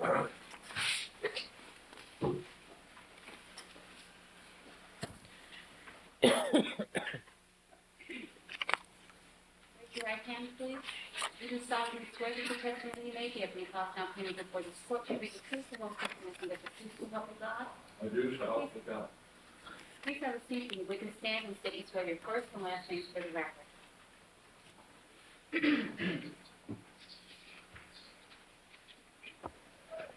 My first name is Herbert. The last name is MacDonald, capital M-A-C, capital D-O-N-E-L-L. Mr. Neufeld. Good morning, ladies and gentlemen. Hi. Sir, could you, I guess you already gave your name. Could you please tell the ladies and gentlemen of the jury where you live, sir? I live in upstate New York, in Corning, New York by name. And could you please tell them what is your occupation? I'm director of the Laboratory of Forensic Science, which is an independent laboratory available to both prosecution and defense in criminal and civil cases. And I have been involved in cases other than civil and criminal, mainly private. Do you also hold any other business titles, sir? Yes, I'm president of what is called McDonald Associates Incorporated, a company that manufactures fingerprint equipment that I invented some years ago. Do you have a degree from a recognized university or college, sir? Yes, I have a Master of Science from the University of Rhode Island, a major in analytical chemistry, and a minor in physics, a Bachelor of Arts degree from Alfred University in upstate New York, with a major in chemistry and a minor in mathematics. And do you have any other formal education beyond those degrees, sir? Yes, I have taken many courses under the state municipal police training councils, such as Pennsylvania and New York, and also I took a 10-month program under the Department of Attorney General of the state of Rhode Island, dealing with what was then called criminalistics, and the course involved mainly physical evidence. Have you conducted any teaching on a college or university level? Yes, I was professor of chemistry and head of the department of a small Midwest college in Milton, Wisconsin for 3 years. And other than graduate work, I began teaching at Corning Community College, a 2-year school under the State University of New York, from 1960 to 1992, with a 5-year sabbatical in there off and on. I also taught at a 4-year school in upstate New York, Elmira College. That was from 1972 to 1983. At that institution, I taught many forensic courses, 10 specifically. So in all, you said you started teaching in 1951 when you were Yes. the chairman of the department at Milton College? Yes. And are you still teaching today, sir? I'm teaching, but not with any college or university. I run institutes, specialized schools that are usually 1 week in duration, and conduct many workshops and seminars of 1, 2, and 3, 4-day duration. But I'm not currently affiliated with any particular college. All right, we'll come back to that other institute later, sir, but you mentioned that you began in 1951 as a professor and head of the department at Milton College, and you finished your last professorship, was in what year, sir? 1992. Okay, so you were teaching on and off for approximately how many years? 35 years, depending on whether you deduct these sabbaticals or not. All right, even though you're not technically teaching right now, having taught for 40 years as a professor, do people still address you as professor? Yes, they. Sustained. Phrase question. Given the duration of time that you actually were a professor, since 1951, as a result of that, do people refer to you as professor? Yes, quite frequently they do. I've referred to as doctor many times. I do not have a doctor's degree, but I receive this title quite often, and it's embarrassing to either correct the person or ignore it. It's Right. a difficult choice sometimes. Right. Professor McDonald, what experience have you had in the field of scientific crime investigation? Well, when I went to the University of Rhode Island in 1954, I worked for 2 years in the State Crime Laboratory in Kingston. It was located at the University of Rhode Island. I worked with Dr. Harrison, who was director of the crime lab, and my master's thesis was on forensic applications of bloodstain pattern and typing and so on. Dr. Harrison conducted the courses in criminalistics, and in the process of taking the courses, we very often worked on cases together around the area of the state of Rhode Island. In 1957, I began consulting on a more frequent basis and have done so ever since. And I take it you belong to a number of professional societies. Yes, I do. All Quite. right, now I don't want you to list them all, sir, but are there any societies in particular which you feel are relevant to the testimony you're about to give in this case? Well, I'm a fellow in the American Academy of Forensic Sciences. I have been for over 31 years, a member several years before that. I am a member of the International Association of Bloodstain Pattern Analysts. Could you please tell the ladies and gentlemen of the jury what that second association is? That's an association that was founded to encourage people who have studied the subject of interpreting bloodstain patterns, not serology, but the geometry of bloodstains. It was founded in 1983 at the request of many of my former students to have additional training. So we conducted an advanced school, and during the first advanced school in November 1983, this association was founded. It now has anywhere from 250 to 400 members. I'm not sure the total because some drop in and some drop out, and the ones that don't pay their dues aren't on the roster, so it's at least 250. And do you have a special title in regards to the International Association of Bloodstain Pattern Analysts? Yes, I'm the historian. I have been since the organization was founded. I'm also classified as a distinguished member of that association. What does it mean to be a distinguished member of that association, sir? It's recognized by your peers as having made substantial contributions to the subject or discipline of interpreting bloodstain patterns. Are there any other people in this 200 to 400 member International Association of Bloodstain Analysts who have the title of distinguished member? No, not at the present time. Now, have you authored any technical articles on forensic science? Yes, I have quite a few. Approximately how many? I think my curriculum vitae says 95. I think it's well over 100 by now. Have you authored any chapters in books or books themselves on the subject of forensic science? Yes, I included those in the 100. Quite a few chapters. Have you authored any books on the subject of bloodstain interpretation? Yes, I issued initially a report for the Department of Justice that was, I would call it a pamphlet, or being very kind, a booklet. It was only 77 pages, but it included the results of 2 years of research for the Law Enforcement Assistance Administration under the Department of Justice. And since then, I have revised that 1983, and most recently 1993. I completely rewrote the text, and it's now approximately 200 pages, I think perhaps a little more.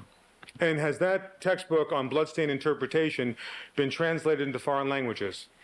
Yes, I know it's been translated into Swedish, German, and Spanish. I'm not sure about French. And do you know whether or not that textbook that you wrote on bloodstain interpretation is used by law enforcement agencies throughout the world? I think so. That's why I get a lot of students. Now, in addition to your writing and your publication of books on the subject of bloodstain interpretation, Professor McDonald, have you ever lectured on the subject of forensic science before any recognized professional organizations? Yes, I have quite frequently. And have you lectured on that same subject outside this country as well? Oh, yes, many times in Australia, New Zealand, Europe in general, London, England, Scotland Yard, the United States, many states in the United States. Sir, are you certified by any recognized forensic organization? Yes, I'm certified as a senior crime scene analyst by the International Association for Identification. And what is the International Association of Identification, sir? It's the largest organization comprised of fingerprint identification technicians, photographers who go to crime scenes, people who would be involved in accident reconstruction or crime scene reconstruction, firearms identification experts, people that do question documents examination. It all has to do with identification in general, but it's more specifically fingerprinting in particular. It's a very large organization. It has membership all over the world. Sir, have you ever received any awards in your particular field of forensic science? Yes, I have. Now, I'm asking you this one. Is there any particular award in the area of forensic science that you are particularly proud of? Well, I'm always grateful and proud for all of them, but to say the most important, specifically in forensic area, Yes, in forensic science. I would say the John Dondero Award, which is given by the International Association for Identification, which I received in 1974 in Washington, would be the one that I think is the one I hold most dear. Is that award given out every year? No, it's given when they feel someone should receive it. And who was the first recipient of that award, sir? John Edgar Hoover, the director then at the time, 1957, he was given the first one. He was director of the FBI at the time. Now, you said you received it in 1974? Yes. Now, you've heard the names since you've become involved in this case of some of the experts who have become involved as well for both sides. Yes, I have. Are you aware of any other expert who's involved in this case who has also won the Dondero Award? The only one that I know is involved is Dr. Henry Lee. If someone else has received it, I apologize to them because I did not check the list for that particular question.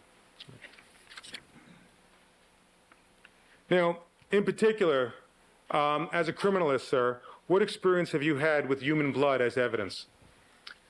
I began actually working with human blood during my master's thesis at the University of Rhode Island, where I effectively did what is now called immunoelectrophoresis. And in that process, we created many blood stains so we could analyze them. But in the process of creating them, we were aware of the geometry that results from different events, different angular impact, and so on. So I began then, but as far as studying the geometry specifically, that began in 1966 when I had a case that I knew the patterns told me something, but I just did not know what. So I began doing research the same way Dr. Petrowski did in Poland for the same reason. That was 1895. He did the same thing. He had a case he didn't understand, at least that's in his text. And so he did a lot of research too. It was not original with me. Many people have done this long before I did. I just was not aware of it. So I began actively working in 1966 and continued on, and I was asked in a meeting in Toronto in 1969 to apply for a grant from the government to pursue this specific subject of interpreting the geometry of bloodstains, the cause-effect relationship. And after I did that, and it was published and distributed worldwide by the Superintendent of Documents, I had a lot more research to do. People continually brought cases to us. Now, Professor McDonald, you mentioned before something about an institute. Are you currently teaching, and have you been teaching for some period of time, the discipline known as human bloodstain interpretation? Yes, as a direct result of the 1971 publication, it was called Flight Characteristics and Stain Patterns of Human Blood. I was asked first by the Law Enforcement Assistance Administration in Mississippi to come down and teach what I had written, and I did. In March 1973, I conducted what we call the first Bloodstain Institute. It was an institute on the physical significance of bloodstain patterns. It's a longer title. We refer to it as the Bloodstain Institute. And directly following that, in the spring of the next year, or later in the same year, and in the spring of the next year, there was a demand from students who wished to study with me on this subject. And to date, I've conducted 43 of these. We have another one scheduled in September. The last one was in Sweden at the National Police College in Sweden in May and in June. The one in May was in Corning. The one in January was at the University of New Haven. We've run these in, I think, 13 states, the District of Columbia, and in Australia and in Sweden, and currently negotiating to run them in Denmark and Norway. And generally, who are your students at these various institutes that you run in this country? These would be mainly law enforcement personnel. They might be in a crime lab, a serologist, an evidence technician that would go to the crime scene. We have had many forensic pathologists attend. We've had lawyers. We even had a veterinarian. So there's no restriction on who can apply, but they're welcome to come and learn. What they do with that knowledge, of course, is something else. I don't know what they will do. Sir, in your capacity as a consulting criminalist, have you ever had occasion to present expert testimony on the subject of human blood-stained evidence interpretation? Yes, I have. Approximately, do you have any idea how many times, or at least in how many states? On that particular subject, I would say conservatively 150 times in 32 states and 3 foreign countries. And who generally retains you in these cases, sir? Initially, I was retained by the prosecution more than the defense. And as I trained more and more prosecution, I won't say prosecution, I've trained more and more laboratory personnel who would be called by the prosecution. It's become less and less difficult for the prosecution to find their own expert and not call me. So currently I'm called less by the prosecution and more by the defense, but that is just the number of times I may be asked to investigate a case. It's not the number of times I testify by any stretch of the imagination. By the way, Professor, you mentioned that in your very early work, back in 1954-55, you did something involving electrophoresis. Would that fall into the category of serology? Yes, it would be serology, but that's the last contact I've had with serology, except for doing routine blood grouping tests on wet blood, not even on blood stains. So I'm not a serologist. Okay. Could you explain briefly to the ladies and gentlemen of the jury the difference between serology and blood-stain evidence interpretation? Serology is basically chemical reactions, serological reaction, immunological reactions, how one blood group reacts with another, or how blood clots and how it behaves in general. Bloodstain pattern interpretation is concerned only with the static aftermath. When blood is divided up into smaller and smaller spots or droplets that produce small spots, we're interested in the cause and effect relationship.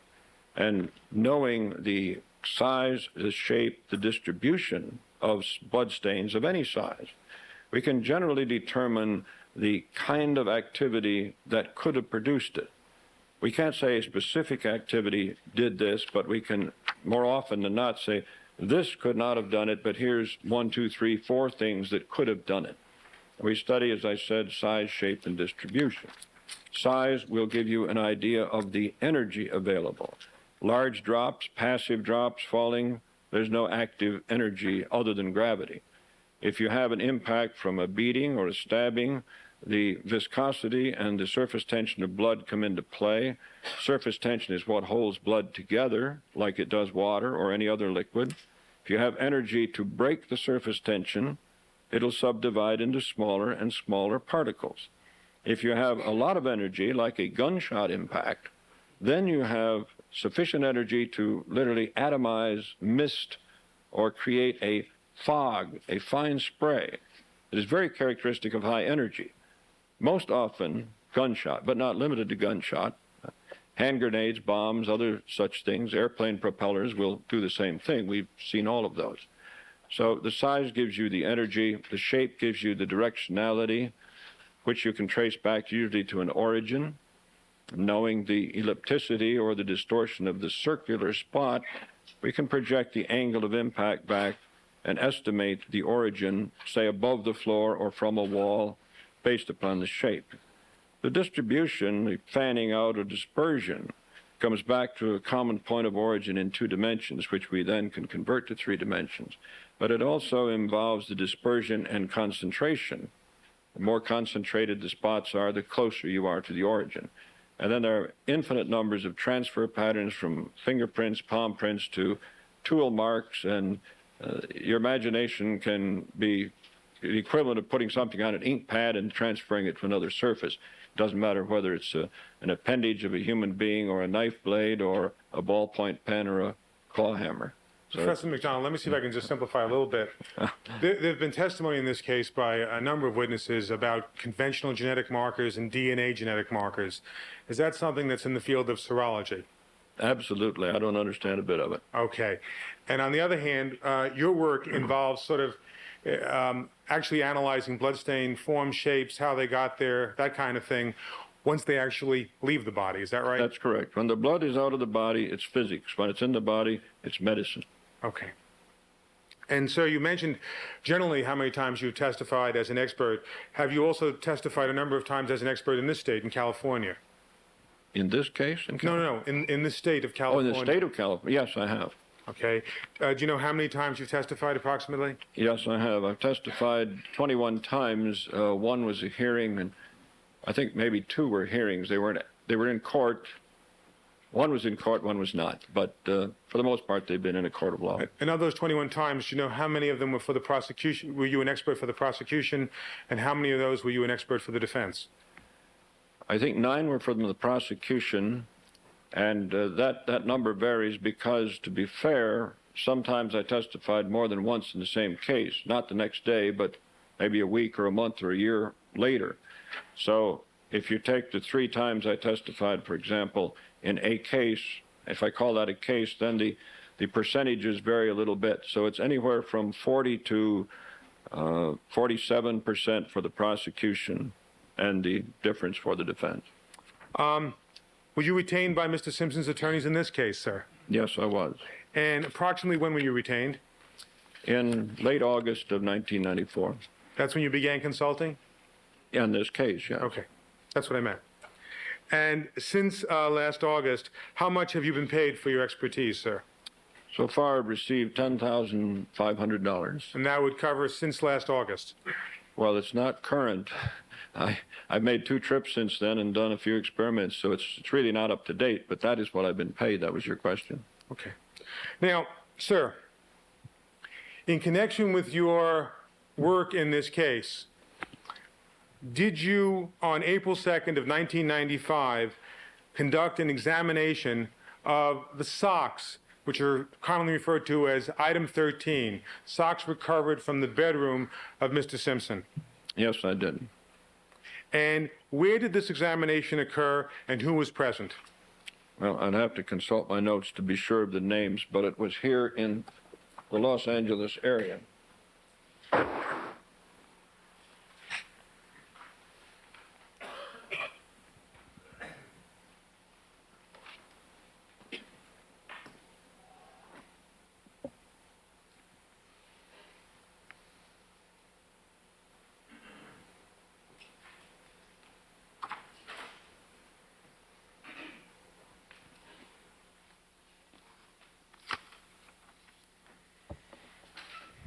It was at the Technical Associates Incorporated Forensic Laboratory in Altadena, California. And present were Dr. Henry Lee, Peter Newfield, Mark Taylor, and Greg Matheson.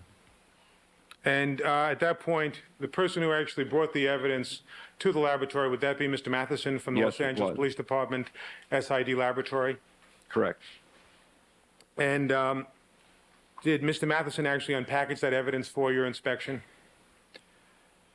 I'm not sure whether he did or Dr. Lee did, because I think it was done in more than one bag. He may have opened the first one, and Dr. Lee or Mark Scott Taylor may have opened the second one. When you examined the socks on that occasion, April 2nd, did you specifically examine sock 13A, also known as sock 42A by Mr. Sims of the Department of Justice? Yes, I did. And when you examined that sock, did you specifically examine an ankle stain, which had already been DNA typed consistent with Nicole Brown Simpson? Yes, I did. And was that ankle stain, did it have a portion of it cut out? Yes, there was a rather irregular area cut out that was basically rectangular with another rectangular appendage sort of on one side of the long dimension. And were you able to see the remaining portion of that ankle stain with the naked eye? Oh, yes, yes. During the April 2nd examination with you and Dr. Henry Lee, did you use microscopes to assist you? Yes, we used microscopes. I used my hand magnifier and high-intensity illumination. But we used microscopes, compound microscopes, stereo binocular microscopes to be specific. And were photographs taken through the microscope that day? Yes, the microscope Dr. Lee had a camera attachment, and we did take pictures. And did you both look through each other's microscopes? Yes, we alternated. If I found something that I thought Dr. Lee should see, I directed him to see what I'd just been observing, and vice versa. And were photographs also taken without the aid of the microscope? Yes, there were. Now, sir, have you had an opportunity to review portions of the Department of Justice serologist Gary Sims' testimony in this case? Portions of it. Yes, I've read it. I've read quite a few. I had to stop and think a moment which one that was. Yes. Are you aware, sir, that Gary Sims testified that bloodstains on this sock may be spatter stains? Yes, I am.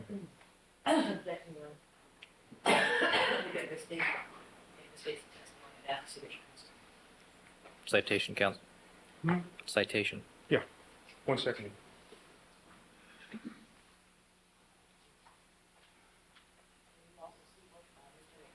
Referring to, I know to refresh his memory about it. There's been no offer that he's used anything. 7726 is a description of I spatter. want to show that to Ms. Buckley.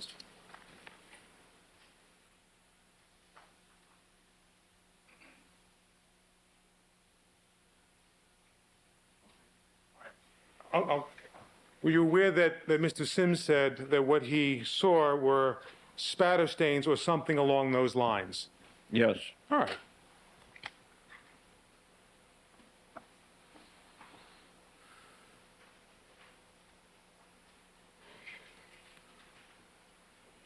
In your opinion, Professor McDonald, is the ankle stain that you saw a spatter stain? Not based upon just what you've said or my examination. The examination.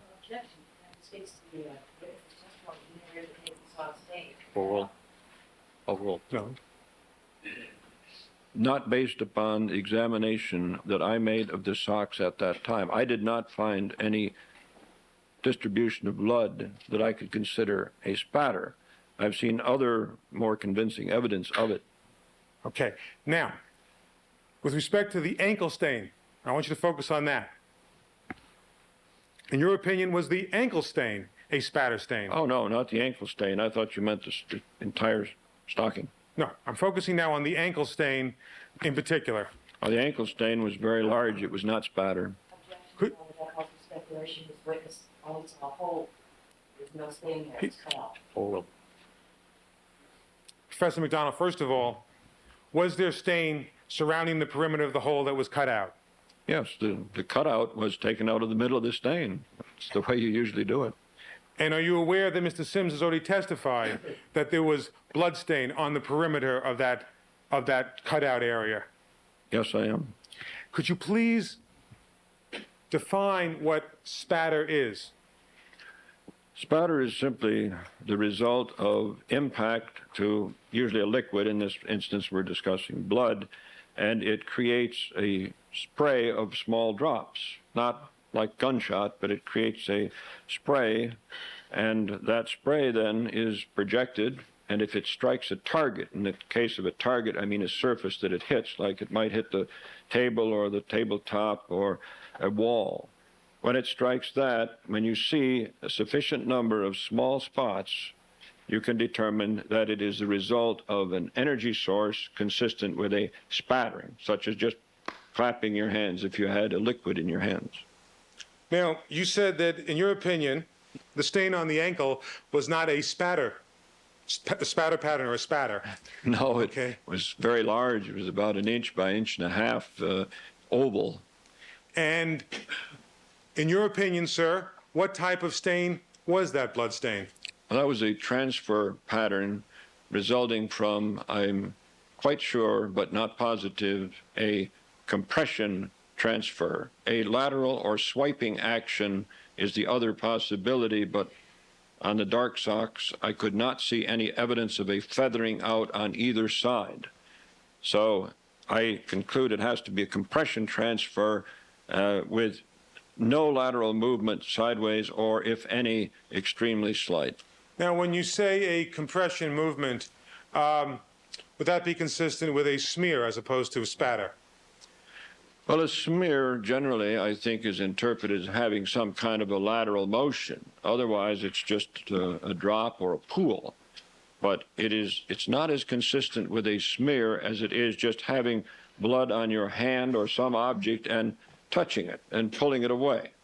For example, a fingerprint made with blood that's identifiable is not a swipe action or a smear, or it would not be identifiable. It is a direct compression and release. Okay. You mentioned earlier that you and Dr. Lee took some photographs through the microscope that day. Is that correct? Yes, it is. Okay. Can I have the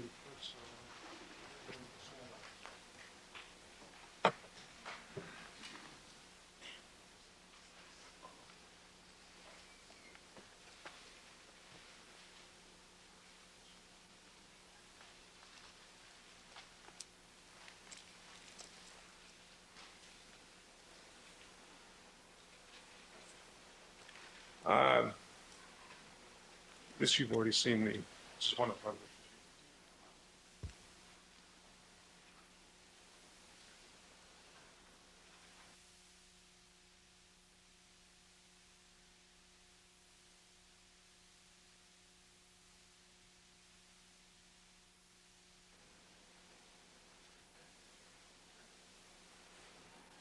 I believe this will be defendant's 1276.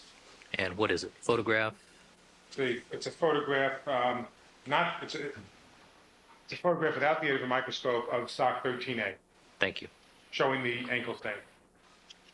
Proceed.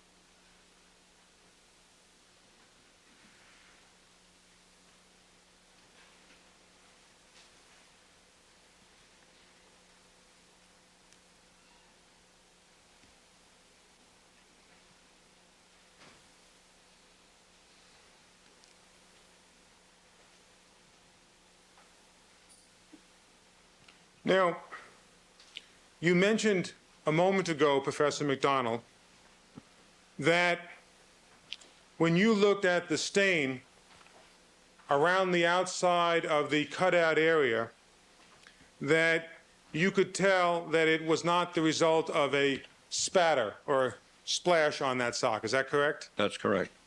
And what was it about what you saw in that stain that led you to that conclusion? It's really very simple. The stains that are produced by projection of any liquid will go between the fibers.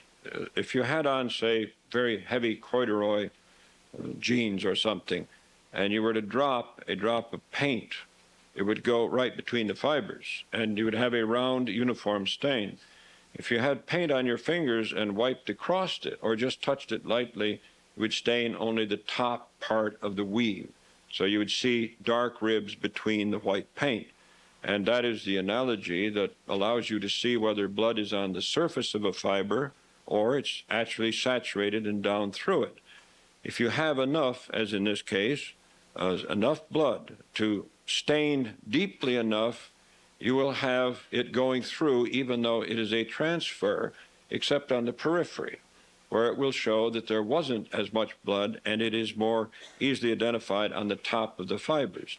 So there again, we're looking at a two-dimensional representation of what we saw in a three-dimensional format with a stereo binocular microscope. Further, we could manipulate by rotating and tipping and so on the material we're examining.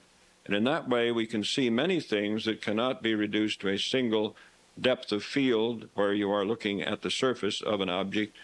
We had a great advantage doing it actually with the physical evidence above and beyond a simple photograph. By the way, Professor McDonald, could you estimate about what percentage of that stain at the ankle is cut out in the picture and how much remains?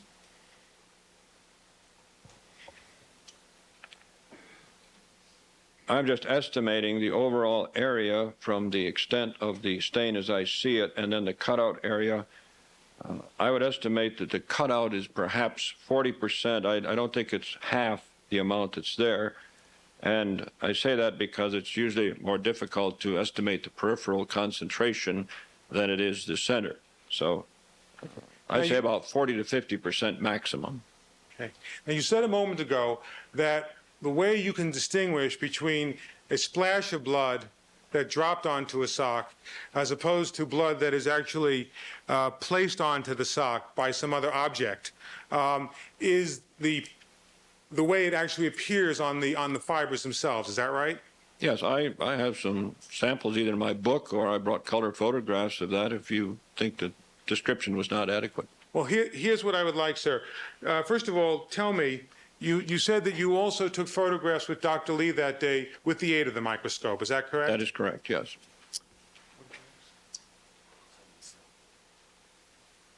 I'll show you. This is 1277. All right, this is a photograph from microscopy. Photomicrograph? Photomicrograph. Thank you.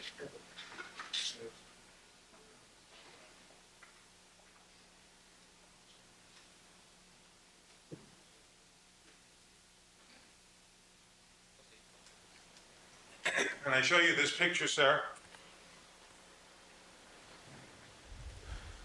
Now, sir, is that photograph, do you recognize that photograph? Yes, I do. Okay.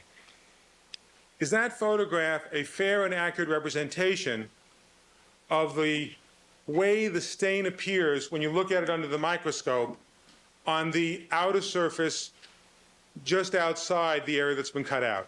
Yes, it is. And may I please put this on the ammo? Yes.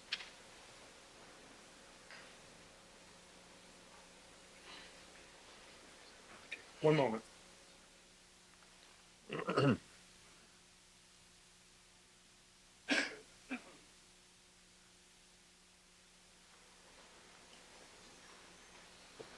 Now, Professor McDonald, could you please explain what it is about this photograph that's taken of the outer surface of that sock in the perimeter just around the cutout area that indicates to you that this is a contact stain made by some object coming into contact with its sock as opposed to blood splashing onto the sock?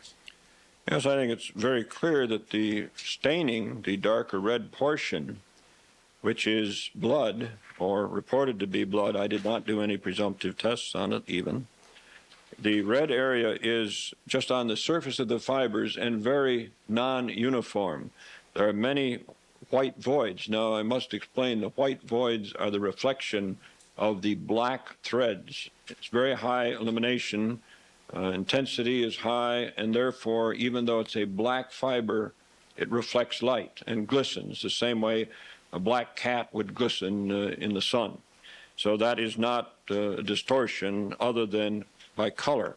The red, however, absorbs the illumination and reflects more or less its accurate color, and you can see the many voids in it, particularly as the screen, as I see it, on the right about halfway up, there's a nice clear void, that shows, and it's surrounded by red, and they're all over it. So that's what a transfer looks like. It's classic.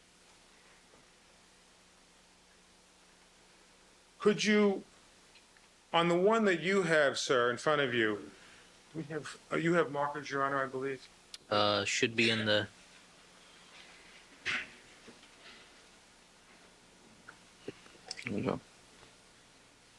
there's one up here as well. All right.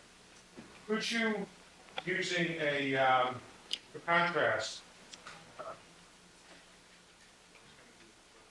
could you please make a blue circle around what you regard as that upper surface of the fiber where the blood makes contact?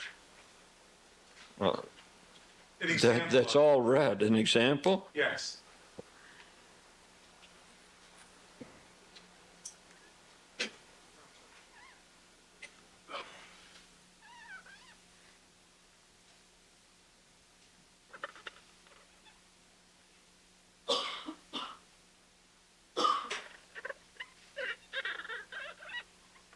And sir, could you now, using the black marker,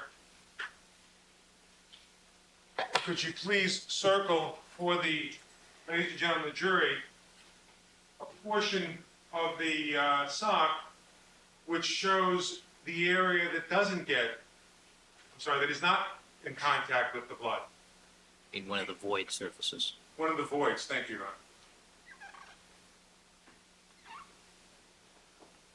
Not a very good black marker. It's coming out light blue.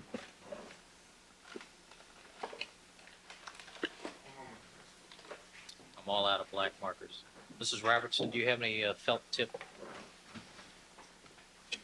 Thank you. Professor. Oh, I'm sorry. I thought I had one. Thank you. Thank you.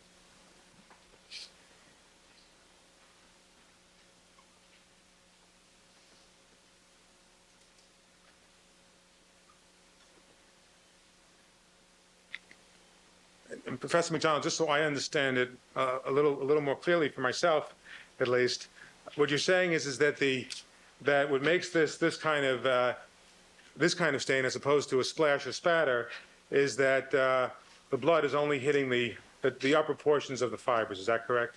That's correct. The red areas are where blood is on the top of the fibers. The white area, if it had been projected, would be also stained. So it's just on the surface. Your Honor, with the court's permission, because I do believe that there's a little bit more detail, may I pass these two around to the jury? They're identical. It'll save some time. They are identical except for one has been marked and the other has not. Okay. So no longer identical. Fine, and I'll just pass, if I may, the one that Yes. is in law. All right, if you'll hand that to juror number one, please. Excuse me, can I see what the witness is marked? Certainly.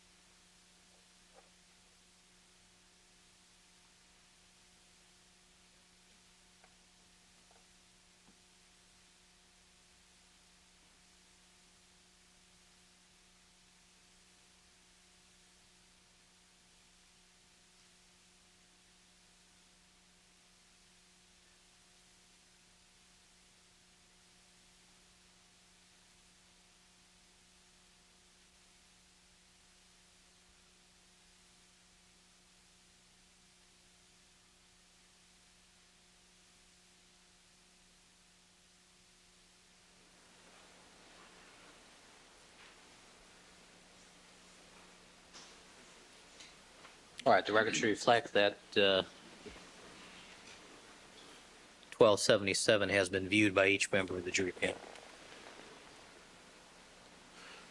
By the way, Professor McDonald, if two stains occupy the same, let's say dimensions, do you know the approximate dimensions, by the way, of this stain that you saw on the ankle? Yes, the overall stain before it was, well, even after it's cut out, my best estimate is about 1 by 1.5 inches. 1.5 inches running is in this picture horizontally, and the 1 inch vertically, as you look at the picture, as I'm looking at it with the arrow facing up. Okay. Now, assume for the moment that you have two stains that are the same dimensions, each an inch by a half. One is the result of blood splashing in that area.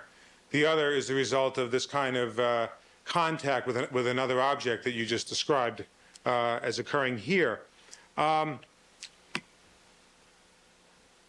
Which stain would actually have more blood in it if they occupy the same surface area?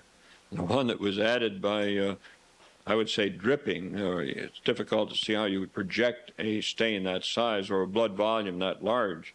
But dripping blood would take considerably more. Okay. And so, by the way, did you need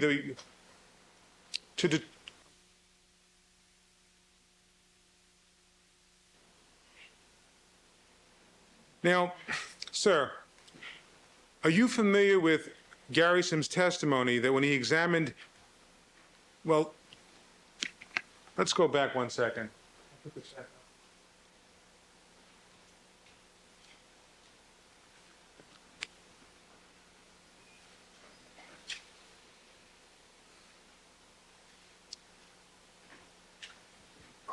All right, this is 1276 on the Elmo. Thank you. First of all, can you point out, maybe it would be useful to use the pointer, what is the inner surface of the opposite side of this sock? Why don't you hold on a second? You want to do that with the PowerPoint? Okay, my lack of experience here, it makes me not the best qualified to do that. No, I'm just saying, I mean, do you want the professor to do that with the superimposed arrow, or do you want Fine. Superimposed arrow is fine. You see where the arrow is, sir? Yes. Would that be characterized, that area, as the inner surface now of the opposite side of the sock? Yes, it could be called that. Now, are you familiar, sir, with Gary Sims' testimony that when he examined the inner surface of the opposite side of this ankle stain, he said, quote, there was no indication seen of soaking through to the other side, unquote. That's at page 27767 in the transcript. Were you aware that Mr. Sims said that? Yes. And, sir, are you familiar with Mr. Sims' testimony that the few reddish-brown specks he observed on this inner surface of the opposite side were merely powdered blood that he believed had flaked off the initial stain after it was already dry? Are you aware of that, sir? Yes, I am. Do you agree with Mr. Sims's conclusions? Well, I can't disagree with what he has said about what he saw, but I saw things in addition to what he has said. He said he saw powdered blood, or powdered red material. He may have. I didn't see very much of that, but I did see some red spots that could be characterized as powdered blood. But to me, a powder is ground up. It's like fine sugar, powdered sugar, confectioner's sugar, as opposed to flakes. And I saw more of what you might call cornflakes compared to sugar, something like that. When you looked through the microscope at the inner surface of the opposite side of the sock, did you see any evidence that the blood had actually soaked through to the other side of the sock? Yes, I did. Could you please tell the ladies and gentlemen of the jury what evidence you saw that led you to that conclusion? I saw little balls of blood which were obviously wet. Yes. Sustained. Could you, without making a conclusion as to what the balls were, could you please describe them for the ladies and gentlemen of the jury? I saw some small red balls that appeared to be a dried liquid. It was on some of the fibers on the inside of the opposite side. And some of these were photographed, one in particular. But again, it's impossible to see with a single photograph the different depths of focus, or depths of field, rather. So we had one that was particularly good. Dr. Lee called my attention to it, and we photographed it. There were several. Without reaching the conclusion of what they actually were, did these little red balls have the appearance of blood? Yes, they certainly did. Oh, And what about them gave the appearance of being blood on the inner surface of the opposite side of the sock? They appeared to be the right color and give what I would call the right sheen or reflection. Blood has various characteristics, and one of them is its appearance under illumination, and whether it's transmitted or reflected. sustained. Answer stricken. Proceed. Now, Professor McDonald, you said that you examined this inner surface of the opposite side of the sock under the microscope. Is that correct? That's correct. And when you examined it, were photographs taken? Yes, they were.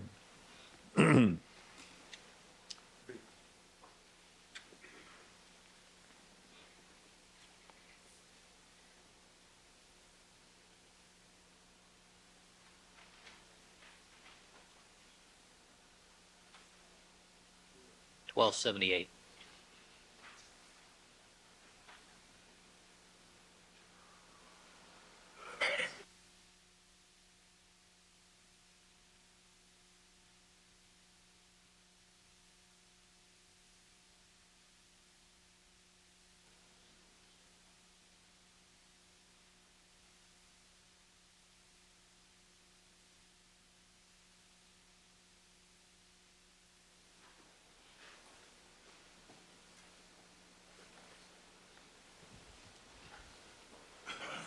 Professor McDonald, I show you what has been marked as defendant's 1278. Do you recognize that photograph? Yes, I do. Is that blow-up a fair and accurate representation of what you observed under the microscope on April 2nd, 1995, when you looked at the inner surface of the opposite side of the sock? Yes, it is. Now,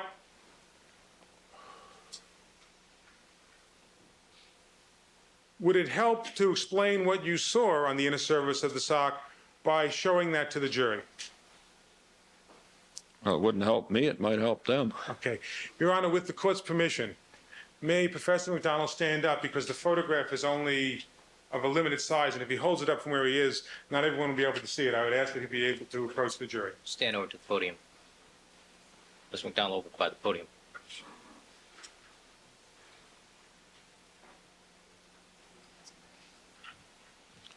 Just from here, do it, and then you can hold the picture up like a lecture.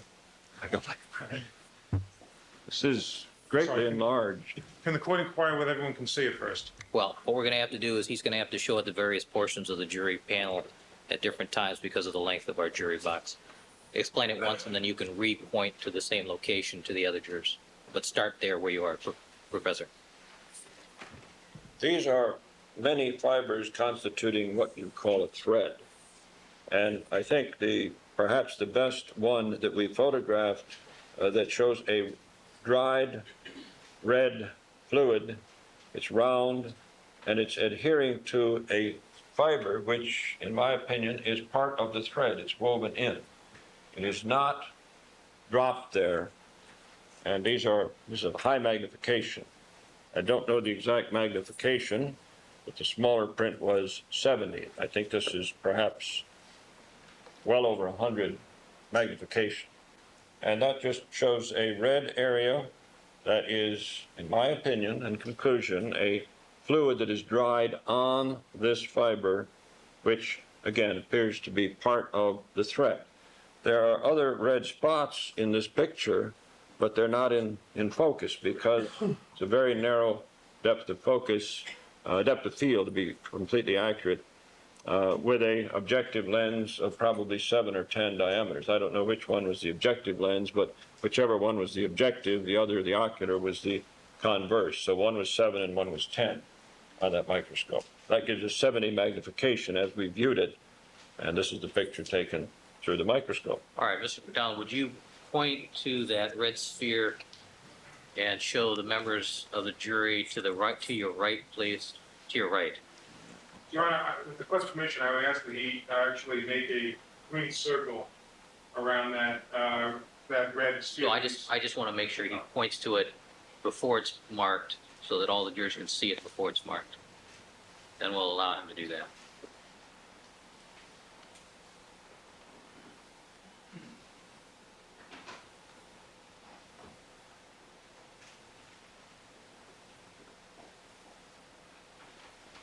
All right, thank you, sir.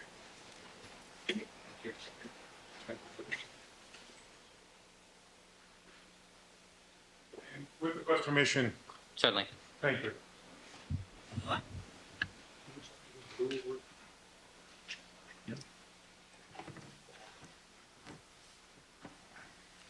Mr. Newfellow, are you going to be marking many more of these? Are you going to be marking many more photographs? No.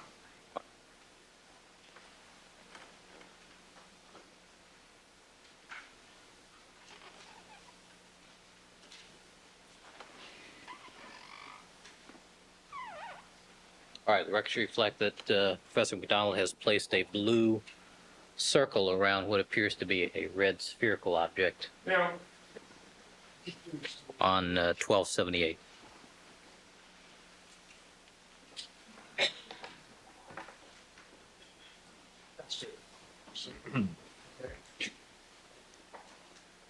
Now, I'm calling your attention again to the Elmo, the overhead, Professor McDonald. Do you see what is the inner surface of the opposite side of the sock?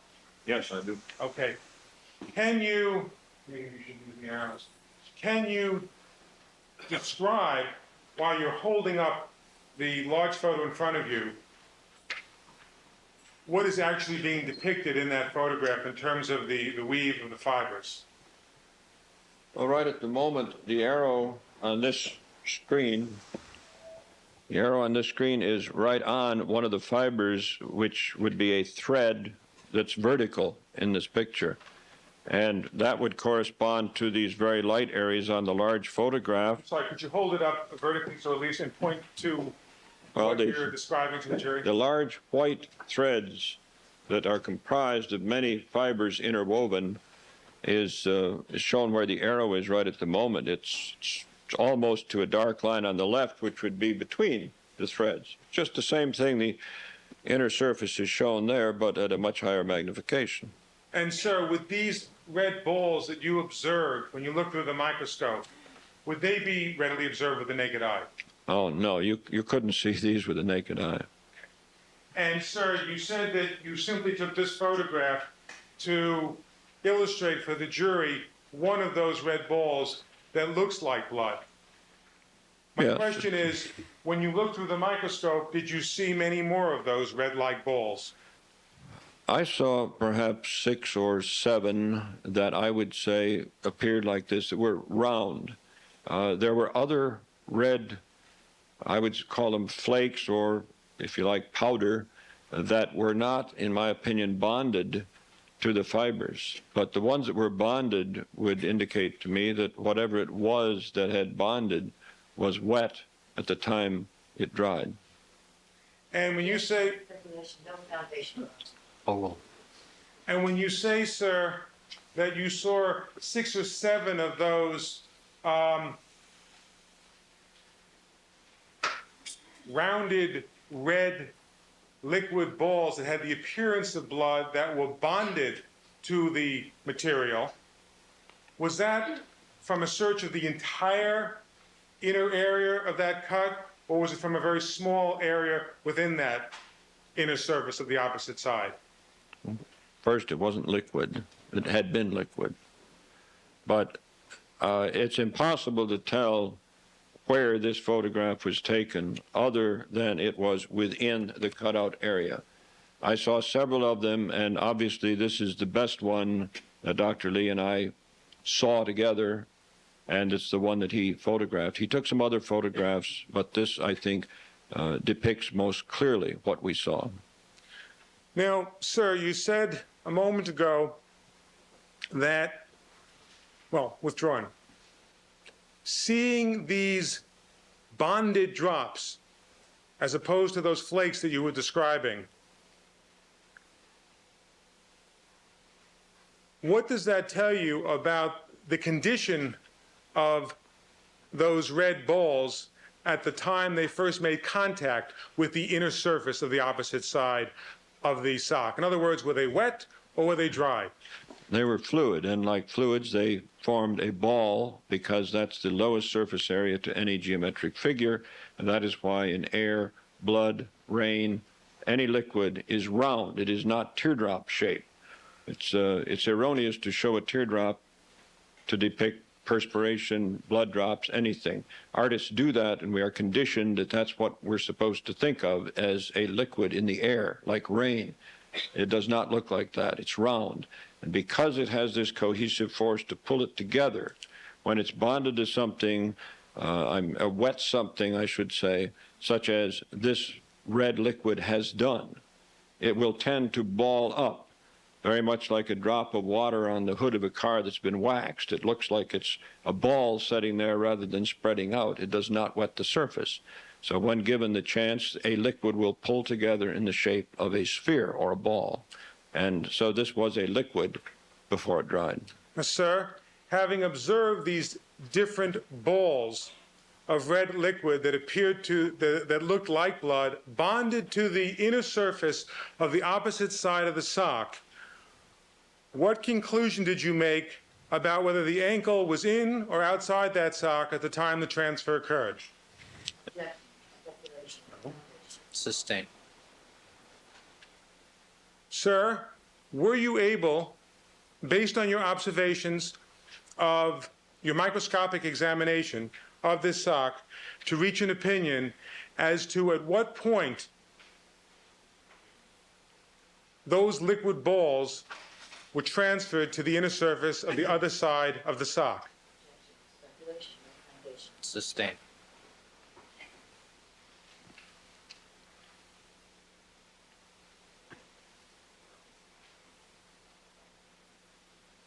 Let me see counsel over the sidebar without the corporal protocols.